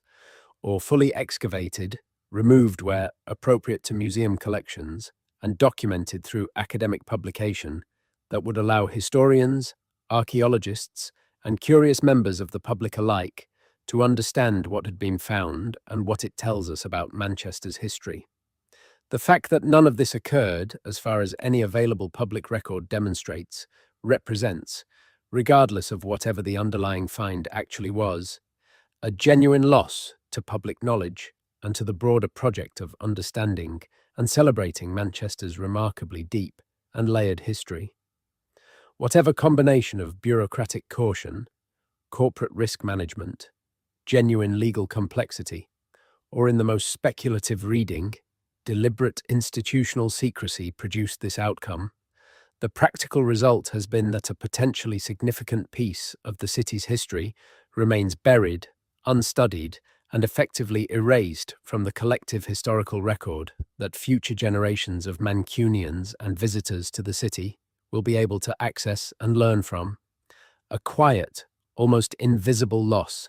that nonetheless represents exactly the kind of erosion of historical knowledge that proper heritage protection systems are specifically designed to prevent. It is worth dwelling a little longer on the Castlefield excavations of the 1970s and 80s, since they represent the single most significant and best documented archaeological investigation ever conducted into Manchester's Roman past, and understanding their scale and findings helps illustrate just how much remains genuinely uncertain, even about the parts of Roman Manchester that have received the most careful scholarly attention. The excavations were prompted by the construction of the Mancunian Way elevated road scheme, a major piece of 1960s and 70s infrastructure that required extensive groundworks across an area known to overlap with the historic Roman fort site, triggering one of the largest rescue archaeology operations conducted in Manchester up to that point. The excavation team, working under considerable time pressure, given the looming construction deadlines for the road scheme, nonetheless managed to document multiple phases of Roman occupation, confirming the sequence of timber and later stone fort construction discussed earlier, and recovering substantial quantities of Roman pottery, coins, and other small finds that have since formed the core of Manchester Museum collections relating to the Roman period. The excavation also confirmed the presence of the civilian vicus settlement immediately outside the fort's defences, identifying building foundations, evidence of metalworking activity, including iron smelting, and the remains of what was tentatively identified as a small bathhouse complex. Though the partial nature of the excavation, constrained by the construction schedule it was racing against, meant that many areas of the wider site could only be partially investigated before construction work resumed and sealed whatever remained unexcavated beneath the new road infrastructure. This detail is significant for our purposes because it means that even within the best studied area of Roman Manchester, substantial portions of the original fort and viscous site remain genuinely unexcavated, sealed beneath later 20th century infrastructure, in exactly the same way that countless other parts of the city conceal Roman period remains beneath later development. The Castlefield excavations, despite their scale and significance, represent only a partial picture of what actually exists beneath this part of Manchester, and archaeologists involved in the original project have, in subsequent academic writing, explicitly acknowledged that future construction or infrastructure projects in the wider area would likely encounter additional Roman remains that the original rescue excavation was unable to fully investigate, given the time and resource constraints it operated under. This acknowledged incompleteness of even Manchester's flagship Roman archaeological investigation provides useful context for evaluating the plausibility of the 2003 discovery, representing a genuine, previously unknown extension of the Roman settlement. Since professional archaeologists with direct knowledge of the Castlefield excavations have themselves suggested that the known boundaries of Roman Manchester likely underestimate the settlement's true extent, given how much of the surrounding area, including the general vicinity of our 2003 site, has never received anything close to the level of archaeological attention that the road scheme rescue excavation was able to provide. Subsequent, smaller-scale excavations conducted in various parts of central Manchester since the major Castlefield project have continued to refine and occasionally significantly revise archaeologists' understanding of the Roman settlement's true extent, with several discoveries over the decades extending the known boundaries of Roman period activity beyond what the original Castlefield work had suggested. This ongoing, incremental process of discovery and revision is entirely normal in archaeology, where understanding of any given site typically improves gradually over decades as opportunities for investigation arise, usually driven by the same kind of construction and development activity that produced our central mystery, rather than through any single comprehensive excavation campaign that definitively settles every question at once. It is within this context of gradual, ongoing revision to our understanding of Roman Manchester's true extent that the 2003 discovery should properly be considered, not as an isolated anomaly demanding an extraordinary explanation, but as one example, albeit an unusually well-documented and unusually secretively handled example, of the kind of incremental archaeological discovery that has been quietly reshaping our understandings of this remarkable, layered city for the better part of a century, even as the specific circumstances surrounding this particular discovery's handling continue to defy the kind of straightforward, transparent resolution that most comparable Manchester archaeological finds have eventually received. There is one final detail from the witness accounts that deserves careful, unhurried attention. Before we begin drawing this exploration toward its close, a detail that several of the people who have researched this case over the years consider, despite its inherently subjective and unverifiable nature,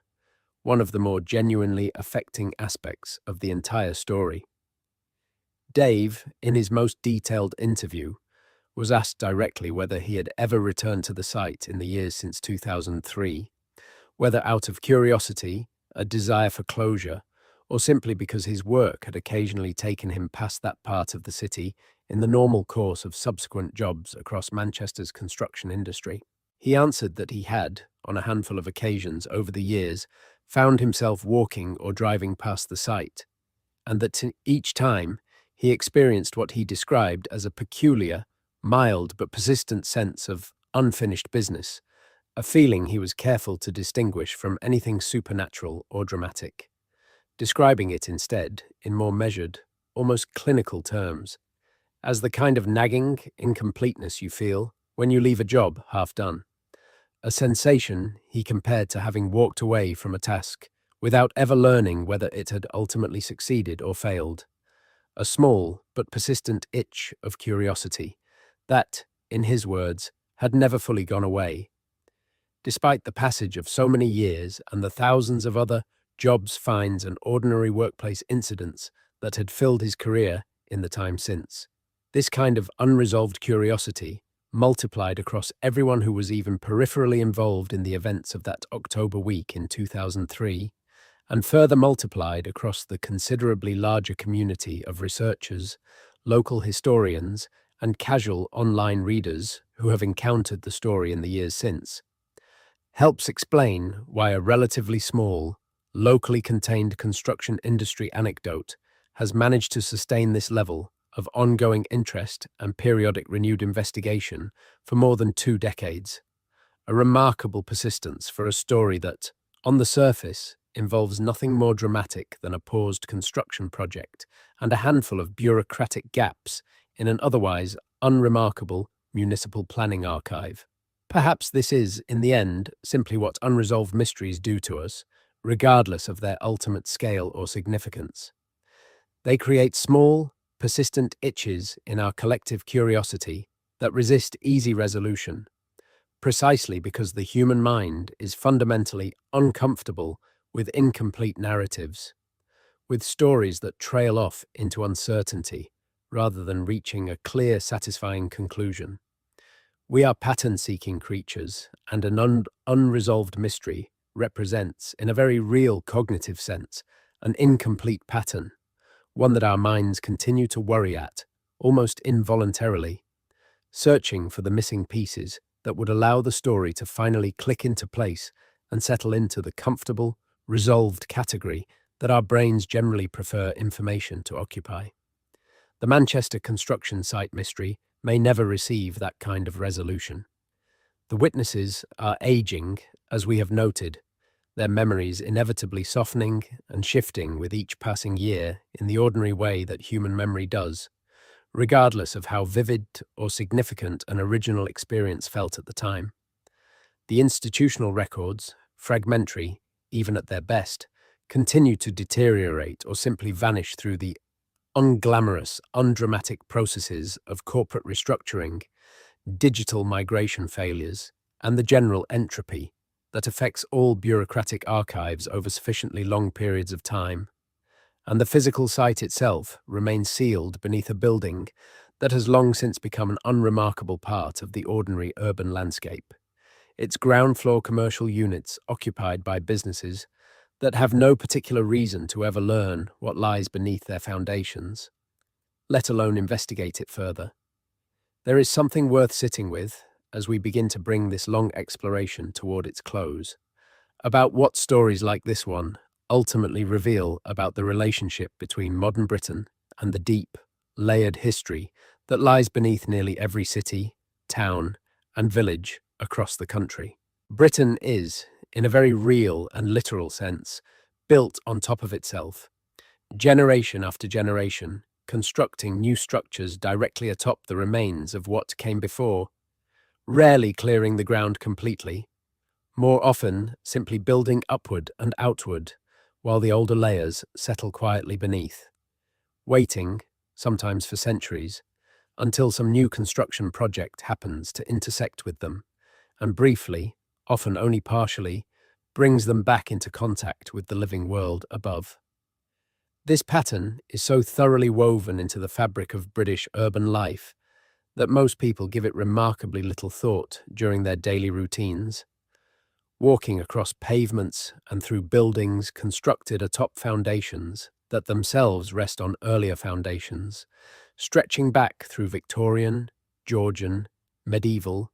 and in cities like Manchester, York, Chester, and London, sometimes all the way back to Roman or even earlier periods of habitation. It is only when something like the 2003 Manchester discovery occurs, when a construction project unexpectedly breaks through into one of these older, quieter layers,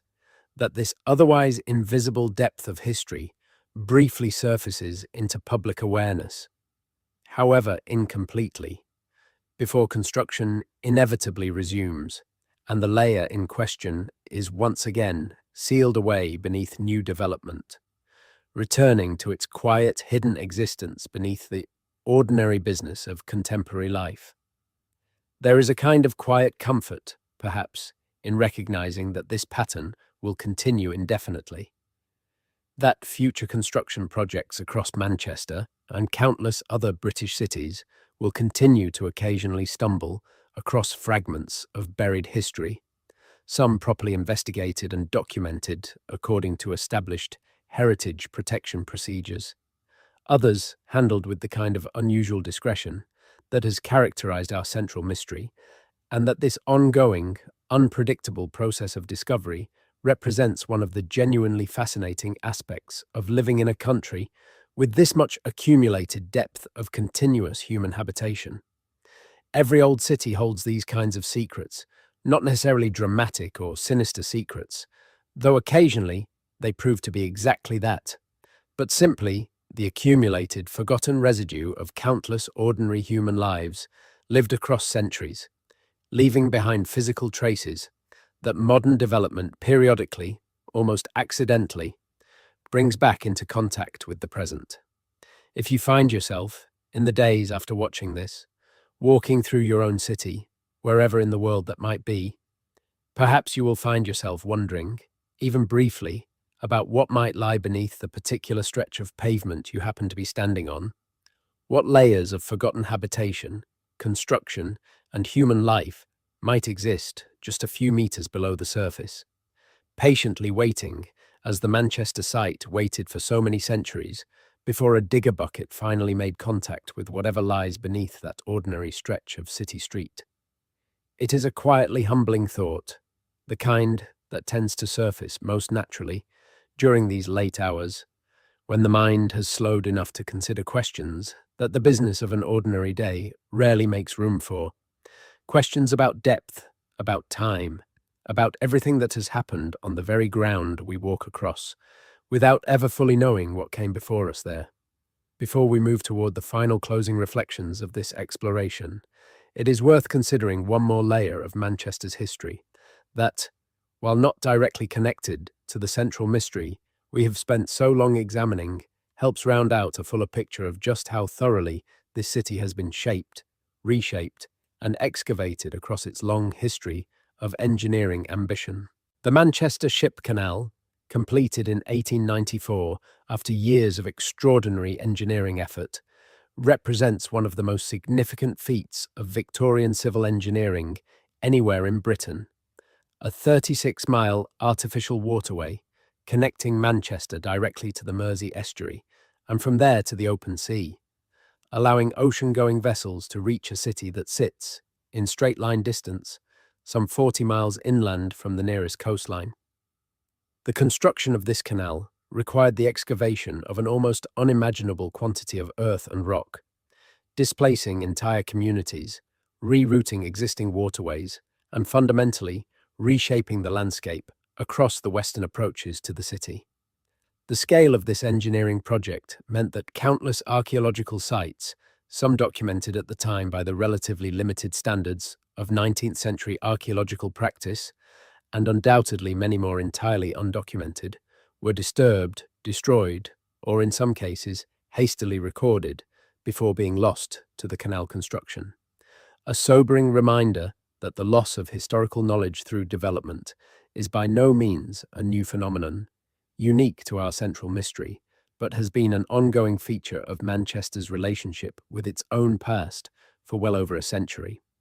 Contemporary newspaper accounts from the period of canal construction do record occasional discoveries of historical interest made during the excavation work, including reports of Roman coins, medieval pottery fragments, and in at least one well-documented case, the partial remains of what appears to have been a small medieval bridge structure encountered during excavation work near one of the canal's planned crossing points and recorded with the relatively basic documentation standards of the period before construction proceeded over and through the discovered remains. These 19th century discoveries, modest as their documentation may seem by modern archaeological standards, nonetheless represent some of the earliest formal records we have of Manchester's buried medieval infrastructure, predating by many decades the more systematic archaeological approaches that would eventually inform projects like the Castlefield excavations discussed earlier. This history of large-scale Victorian engineering intersecting with, and frequently destroying without adequate documentation, the buried archaeological heritage of the Manchester area provides useful context for understanding the broader pattern of loss that has characterized much of the city's relationship with its own deep history across the centuries, a pattern that our central mystery, whatever its ultimate explanation, represents only the most recent and most thoroughly documented chapter of. It is sobering to consider how much of Manchester's genuine physical history has likely been lost entirely, not through any deliberate secrecy or institutional caution of the kind that characterizes the 2003 case, but simply through the indifferent, practical pressures of rapid industrial and infrastructural development that prioritized economic progress over careful historical preservation, particularly during the height of the Victorian industrial period, when the pace of development across Manchester was so extraordinarily rapid that even contemporary observers struggled to keep pace with documenting everything that was being built, demolished, and rebuilt across the city in those transformative decades. Modern heritage protection law, imperfect and occasionally inconsistently applied as our central mystery demonstrates, nonetheless represents a considerable improvement over this earlier era of largely undocumented destruction, ensuring that at least some proportion of significant archaeological discoveries made during contemporary development receive proper investigation and recording, even if, as the Manchester construction site case illustrates, the system does not always function exactly as intended, and even if genuine gaps and anomalies in its application continue to generate exactly the kind of persistent, unresolved local mysteries that we have spent this exploration carefully examining. As we come to the close of this long journey through Manchester's buried history and its most persistent, unresolved mystery, it is worth returning, one final time, to the simple, almost mundane image where this story began. An ordinary Tuesday morning in October of 2003. A digger operator going about a job he had done countless times before. A piece of machinery making contact with something beneath the surface that did not behave the way disturbed earth or broken masonry normally behaves. A moment, lasting perhaps only a few seconds, that set in motion a chain of events whose full implications nobody involved could have anticipated at the time, and whose ultimate meaning remains more than 2 decades later genuinely unresolved. There is something quietly poetic about the fact that this entire mystery began with such an unremarkable, almost forgettable moment, the kind of small workplace incident that happens countless times across countless construction sites, every single day across Britain, the vast majority of which never develop into anything more significant than a brief pause in the day's work before the job continues as planned. It is only the accumulated weight of everything that followed, the unusual speed of the official response, the confidentiality agreements, the missing documentation, the permanent buffer zone that remains legally enforced today, that transforms this otherwise ordinary moment into something that has captured the curiosity of researchers, historians, and casual readers for more than 20 years. Perhaps this is, in the end, the most honest way to understand the Manchester construction site mystery, not as a story with a dramatic, sensational resolution waiting to be uncovered by some sufficiently persistent researcher, but simply as a genuine, unresolved gap in the historical record, the kind that exists, in smaller or larger forms, beneath countless other ordinary streets in countless other old cities, across Britain and indeed across the world, wherever human habitation has accumulated across centuries, deep enough that modern development occasionally, almost inevitably, breaks through into layers of the past that have been quietly waiting, undisturbed, for far longer than anyone currently walking across the surface above them has been alive. Manchester continues, as it always has, to grow and change and rebuild itself, layer upon layer, the way it has done for nearly 2,000 years, since the Romans first established their fort at the confluence of two rivers and gave the city its name. Somewhere beneath the ordinary streets that modern Mancunians walk across every day, without a second thought, fragments of this long history remain buried, some documented and celebrated, others, like the strange stonework that surfaced so briefly in 2003 before disappearing once again beneath new construction, remaining genuinely, perhaps permanently, unexplained. Let us spend a little more time before we move toward the very last closing thoughts of this exploration, considering what became of the people whose working lives were so briefly but memorably disrupted by the events of October 2003, because there is something genuinely worth reflecting on in how ordinary lives continue, largely unaffected in any dramatic sense, even after brushing up against a genuine, unresolved historical mystery. Dave continued working in the construction industry across the northwest of England for roughly another decade after the Manchester events, taking on groundworks contracts across various sites in Manchester, Liverpool, and the wider Lancashire and Cheshire region, eventually retiring from active site work in his early 60s to take on a more advisory, training-oriented role within the industry, passing along the kind of practical, hard-won knowledge about reading ground conditions and recognizing unusual finds that had served him so well across his long career. Knowledge that, by his own admission in later interviews, had been sharpened rather than dulled by the strange experience of that October week so many years earlier. He has, by all accounts, made a kind of peace with the unresolved nature of the mystery, describing in his later interviews a sense of acceptance that some things simply remain unknown, that not every strange experience in a long working life comes with a tidy explanation attached, and that this particular uncertainty, while occasionally still nagging at his curiosity during those moments when he happens to pass near the site, has not fundamentally troubled him in any deeper or more persistent way across the subsequent decades.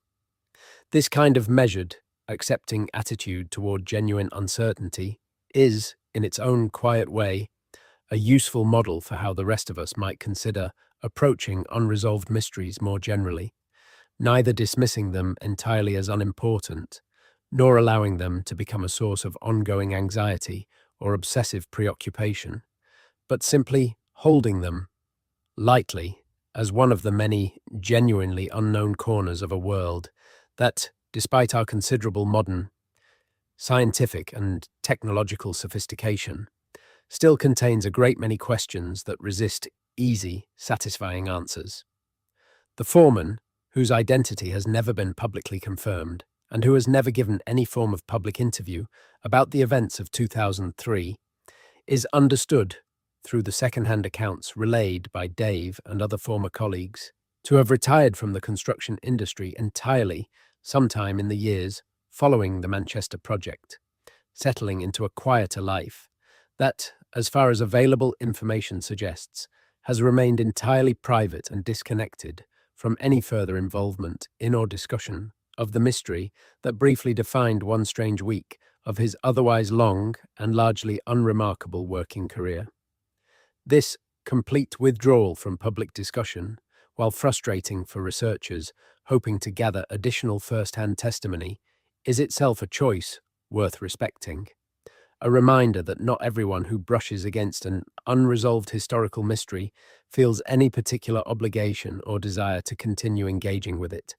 especially when doing so might mean reopening questions about confidentiality agreements, whose precise terms and ongoing legal force remain, themselves, somewhat uncertain even now, more than 2 decades after they were apparently signed. The two anonymous workers who provided the additional witness accounts that have informed several details throughout this exploration have, as far as available information indicates, similarly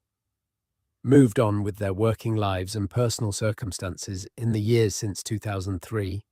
occasionally engaging with researchers or journalists who reach out seeking additional clarification or detail, but generally maintaining the same careful anonymity and measured, non-sensationalized tone that has characterized the most credible accounts of this story throughout its long history of circulation within local history and amateur research communities. This consistency of tone across multiple witnesses, none of whom appear to have any particular financial or reputational incentive to exaggerate or sensationalize their accounts, is itself one of the more persuasive arguments in favor of treating the core, broadly agreed upon facts of this case with genuine seriousness, even as the more speculative theories built atop those core facts remain, necessarily, considerably less certain. There is one more thread worth pulling on before we draw this exploration to its true close, a broader cultural observation about Britain's relationship with secrecy and institutional discretion that helps explain, perhaps better than any single theory about Roman walls or medieval undercrofts, why a story like the Manchester construction mystery could take root and persist the way it has. Britain, perhaps more than many comparable nations, has a long and well-documented institutional culture of discretion around matters that other countries might handle with considerably more public transparency, a tendency that traces back through centuries of governmental and bureaucratic tradition from the Official Secrets Act and its various historical predecessors through the famously slow and cautious release schedules applied to government archives under the so-called 30-year rule that has historically governed when official documents become available for public and academic scrutiny, to the more mundane but equally pervasive culture of corporate and institutional caution that characterizes how British businesses and public bodies often prefer to handle anything that might generate unwanted attention or complicate ongoing operations. This cultural backdrop matters because it means that the kind of unusual discretion exhibited in the Manchester case, while certainly unusual by the standards of typical archaeological practice, is not entirely out of step with broader patterns of British institutional behaviour more generally, where a default preference for quiet, managed resolution over public transparency and open disclosure runs through many different sectors and contexts, from government handling of historical events to corporate management of workplace incidents to, evidently, in at least some cases, the handling of archaeological discoveries that intersect with commercial development interests. Understanding this broader cultural context does not resolve the specific mystery of what was found beneath that Manchester street, but it does help explain why the particular pattern of response we have spent so long examining, while unusual, should perhaps not be considered entirely surprising or anomalous within the wider landscape of how British institutions have historically tended to handle situations involving genuine uncertainty, potential liability, or simply matters they would prefer not to discuss in full public view. It is worth noting, too, that this cultural tendency toward institutional discretion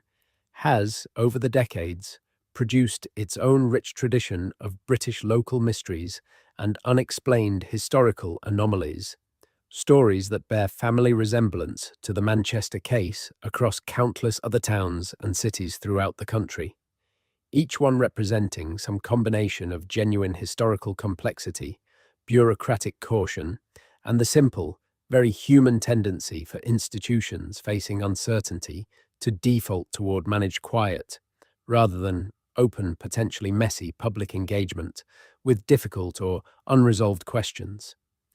This tradition, frustrating as it can be for researchers and curious members of the public seeking clear answers, has nonetheless produced an enduring and genuinely fascinating body of local folklore and amateur historical investigation across Britain,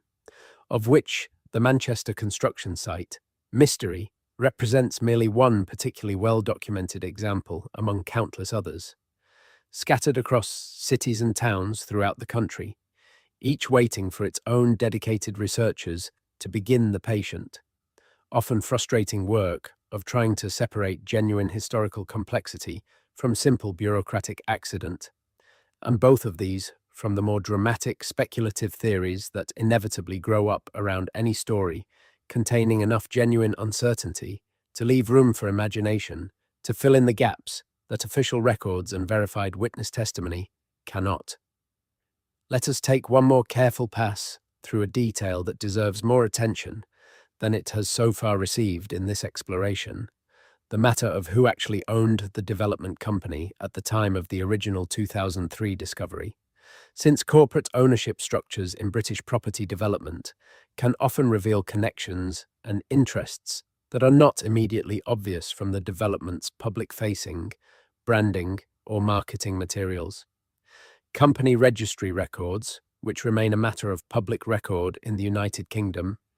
even decades after a company's dissolution or acquisition, show that the original development company was itself a subsidiary of a slightly larger regional property group,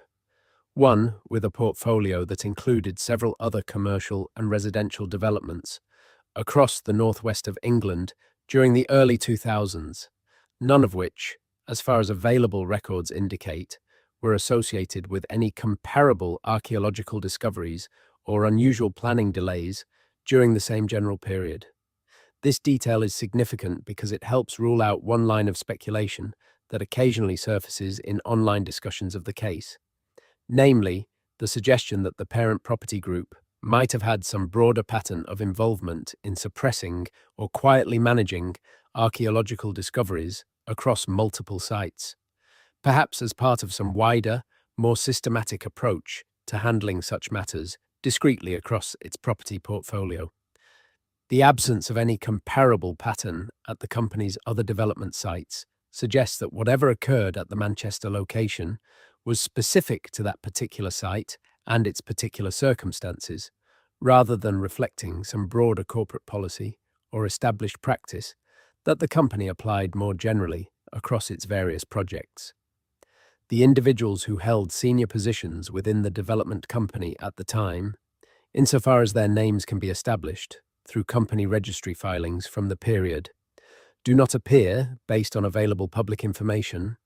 to have any documented background or expertise in archaeology, heritage management, or related fields that might explain a personal interest in handling the Manchester discovery with unusual care or discretion,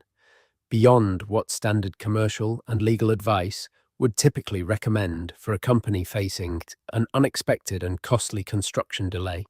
This suggests that whatever decisions were made regarding the handling of the discovery were most likely driven by external advice, whether from the archaeological consultants involved, legal counsel retained to manage the company's risk exposure, or possibly from whoever the unnamed second team of investigators that arrived the morning after the initial discovery actually represented, a question that, as we have discussed at length, remains entirely unresolved despite years of patient investigation by multiple independent researchers. It is worth acknowledging, as we approach the genuine limits of what can be responsibly said about this case, based on currently available evidence, that the gap between what we know with confidence and what remains pure speculation is considerably wider than many online discussions of this story tend to acknowledge. The temptation, when faced with a genuinely compelling unresolved mystery, is to fill that gap with increasingly elaborate theories, each building upon the last, until the resulting narrative bears only a loose relationship to the actual, carefully documented facts that anchor the story in verifiable reality. This exploration has tried throughout to resist that temptation, presenting the range of plausible explanations while being honest about their respective strengths and weaknesses, and acknowledging clearly where the evidence simply runs out and genuine uncertainty begins. A discipline that, while perhaps less immediately satisfying than a confident, dramatic conclusion, represents the more intellectually honest approach to a story that, after more than 2 decades of patient investigation by dedicated researchers, remains exactly what it has always been: a genuine, well-documented, but ultimately unresolved piece of Manchester's long and remarkably layered history. Before we let the story rest entirely, it is worth considering one final, broader question that this whole exploration has been quietly circling, namely, what it actually means for a modern city to carry this much unexamined depth beneath its surface, and what our collective relationship with that depth says about how we understand our own place within the much longer story of human habitation in a given location. Manchester is, in this sense, not unique, but it is unusually illustrative, precisely because its history is so well documented in some respects. The Roman fort, the medieval market charter, the explosive industrial growth, and so frustratingly underdocumented in others, the precise boundaries of its earlier settlements, the fate of its post-Roman population, and now the strange, unresolved events of a single week in October of 2003. Every person who has ever lived in a place like Manchester has, in some sense, contributed a thin, mostly invisible layer to this accumulated depth. Their footsteps, their discarded belongings, their buildings and gardens and graves, all settling slowly into the ground beneath the feet of everyone who comes after them, mostly forgotten, occasionally rediscovered, and only very rarely properly understood in anything like complete detail. This is true of every city with sufficient age and continuity of habitation, but it is worth sitting with the scale of it for a moment. The sheer number of individual human lives that have left us some trace, however faint, beneath the ordinary streets that we walk across without a second thought during the busy course of an ordinary day. The Manchester construction site mystery, in this sense, is simply one small, unusually well-documented window into this much larger, mostly invisible phenomenon. A brief moment when the accumulated depth of a city's history briefly pressed up against the surface of contemporary life before being sealed away once again. Its specific secrets, whatever they may have been, returning to the same patient, undisturbed waiting that has characterized so much of the buried history beneath cities like Manchester for centuries, occasionally millennia at a time. There is something quietly reassuring in recognizing this pattern, in understanding that the specific mystery we have spent so long examining tonight is simply one instance, however compelling, of a much broader and more universal phenomenon. The way that human history accumulates in layers beneath our feet, mostly silent, mostly forgotten, occasionally surfacing just long enough to remind us how much depth and complexity lies beneath even the most ordinary, unremarkable corners of the world we move through every single day. Perhaps, in the end, this is the quiet lesson worth carrying forward from this long exploration. Not a specific answer to what exactly was found beneath that Manchester street in 2003, since that answer, if it exists at all in any form accessible to us now, remains genuinely beyond our reach, but rather a renewed appreciation for the genuine depth and mystery that surrounds us in even the most mundane, overlooked corners of our daily lives. The streets we walk without thinking, the buildings we inhabit without wondering what came before them, the ground beneath our feet that holds, in every old city across the world, far more history and far more mystery than most of us ever pause to consider, except perhaps in these quiet, late hours when the mind finally has room to wander toward questions that the ordinary business of daylight rarely makes space for. There is one last image worth holding on to as this exploration finally draws to its close. The image of the digger bucket itself, the simple piece of heavy machinery that started everything, sitting now, presumably, in a scrapyard somewhere, or perhaps still in active use on some other construction site, entirely unaware, in the way that machines are always entirely unaware, of the small but enduring piece of local history it helped set into motion on that ordinary Tuesday morning so many years ago. There is something fitting in this thought, the idea that the most consequential discoveries often begin with the most unremarkable of instruments, a simple tool doing simple work, making contact, almost by accident, with somethings that had been waiting patiently in the dark for far longer than anyone could have anticipated. Manchester will continue to grow, to build, to dig new foundations across the coming decades,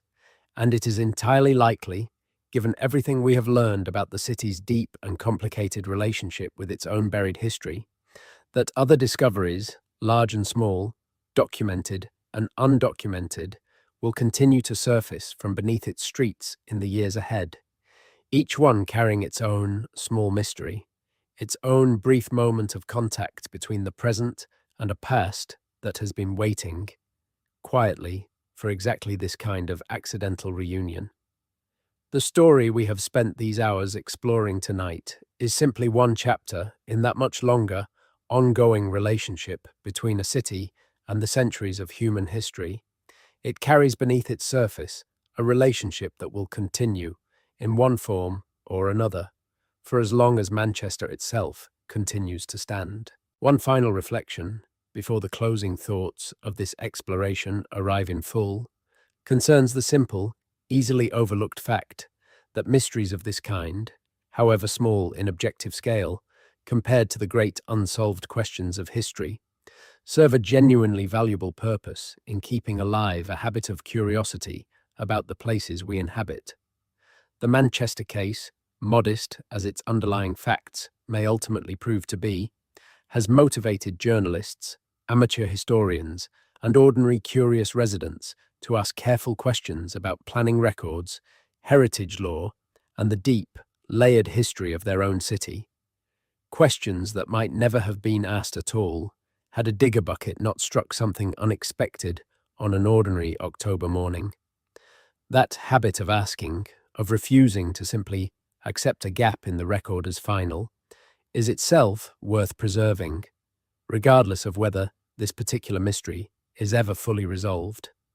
This kind of patient, careful questioning is, in many respects, exactly what good local history work looks like in practice. Less a dramatic hunt for sensational revelations and more a slow, methodical process of checking records against witness memory, weighing probability against speculation, and being honest about the boundaries of what can and cannot be confidently known. The researchers who have spent years on the Manchester case, often without any expectation of ever reaching a definitive conclusion, exemplify this kind of quiet, dedicated historical curiosity, the sort that rarely makes headlines but steadily, patiently, adds to our collective understanding of the places we call home. One carefully checked record and one carefully weighed witness account at a time, year after year, with no guarantee that the effort will ever produce a clean, satisfying answer. And so the story settles, for now, into the same quiet, unresolved place it has occupied for more than 20 years now, waiting patiently,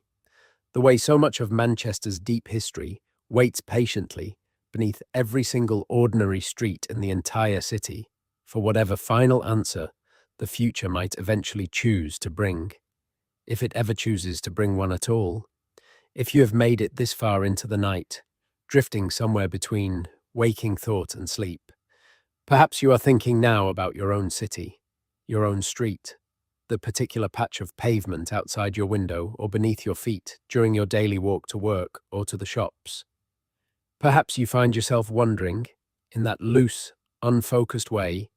that thoughts tend to wander in these late hours, what might lie beneath it, what forgotten structures, what buried foundations, what quiet fragments of lives lived centuries before your own might still be resting there, undisturbed, waiting for some future construction project to bring them, however briefly, back into contact with the world above. This is, perhaps, the quiet gift that stories like the Manchester construction site mystery offer us, not a dramatic revelation or a satisfying conclusion, but simply an invitation to notice, even briefly, the depth of time that surrounds us in places we usually move through without a second thought. The ordinary streets we walk, the buildings we live and work in, the pavements beneath our feet, all of them rest atop layers of human history, stretching back further than most of us ever pause to consider. Layers that occasionally, almost accidentally, surface into our awareness through stories exactly like this one. We will likely never know with certainty what the Manchester construction crew found beneath that ordinary city street in October of 2003. The witnesses have given what accounts they are willing or able to give. The official records remain frustratingly incomplete, gaps that 2 decades of patient, dedicated research have failed to fully close. The site itself remains sealed, its buffer zone still legally in force, its secrets, whatever they may be, still resting quietly beneath the foundations of a building that thousands of people walk past every single day without the slightest awareness of what questions still linger, unanswered, in the ground beneath their feet.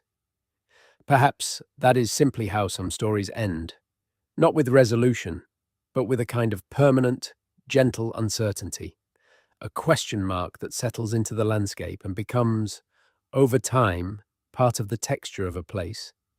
the way Manchester's countless other buried layers, documented and undocumented, celebrated and forgotten,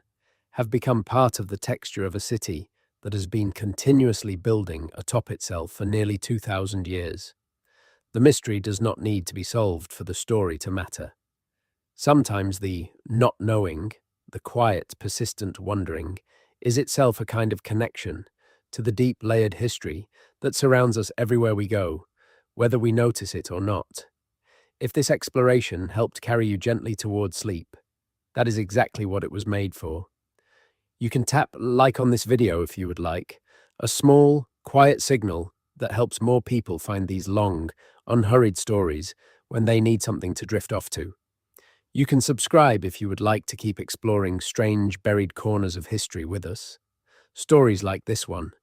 waiting beneath ordinary streets in ordinary cities all across the world. I would love to know where you are listening from tonight.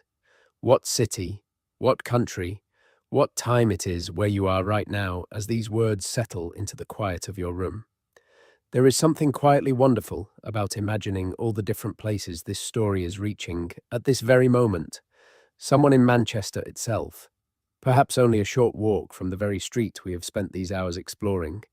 Someone in another corner of England entirely, someone much further away, in a different time zone, a different season, a different kind of darkness outside their window, all of us drifting towards sleep together over the same strange, unresolved story. As we settle now toward the final close of this long exploration, let your mind rest for a moment on the simple, quiet image of that Manchester street as it exists tonight, at this very hour, however late or early it might be wherever you happen to be listening from. The shops along that stretch of pavement are closed for the evening, their shutters down, their windows dark except for the faint glow of security lighting left on overnight. Somewhere above, in the residential apartments built atop the site where this entire mystery began, people are sleeping, entirely unaware of the strange history that lies beneath their bedroom floors, beneath the foundations of the building they call home, beneath layers of stone and soil and forgotten history that stretch back, in this particular patch of England, nearly 2,000 years to a Roman fort built at the confluence of two quiet rivers. The streetlights cast their familiar orange glow across the empty pavement, the way they do across countless similar streets in countless similar cities throughout Britain tonight, each one resting atop its own accumulated layers of forgotten history, its own quiet mysteries that may never surface, may never be disturbed by any construction project, may simply remain undisturbed and unknown for centuries yet to come. There is something deeply peaceful in this thought, despite, or perhaps because of, its inherent mystery. The past does not need to be fully understood to continue existing beneath us, patient and unhurried, indifferent to our curiosity or our need for resolution. Somewhere in Manchester tonight, perhaps Dave himself, now considerably older than he was on that strange October morning, more than 2 decades ago, is sleeping soundly. The mystery that once occupied a strange, memorable week of his working life, settled now into a quiet, familiar corner of his memory, neither forgotten nor actively troubling, simply present, the way certain unusual experiences tend to remain with us across a lifetime, occasionally surfacing in conversation or quiet reflection, but no longer carrying the immediate, unsettled energy they once held in those first confused days when nobody quite understood what was happening or why. If you are listening to this in Manchester yourself, perhaps even within walking distance of the very street we have spent these hours exploring, I hope this story has offered you a new way of looking at a part of your city you may have walked past countless times without a second thought. If you are listening from somewhere else entirely, perhaps on the other side of the world, in a completely different city, with its own buried layers and its own quiet, undocumented mysteries, I hope this story has offered a gentle reminder that every place we call home rests atop a depth of history considerably greater than most of us ever pause to consider during the ordinary business of our daily lives. There is nothing more you need to do right now except let your eyes grow heavy and your thoughts grow soft, drifting gently away from questions about Roman forts and medieval undercrofts and missing planning records, toward whatever quieter, more peaceful images your mind prefers to settle on as sleep finally arrives. The mystery beneath that Manchester street will still be there tomorrow, and the day after, and likely for many years to come, patient and unresolved, waiting, as it has waited for so long already, for whatever answer, if any, the future might eventually bring. For tonight, you do not need to solve it. You simply need to rest. If you are watching this to fall asleep, that is exactly why I make these videos. Maybe subscribe and let me know, where are you right now and what time is it? Sleep well, wherever you are, however late or early it happens to be, and let us the quiet, layered history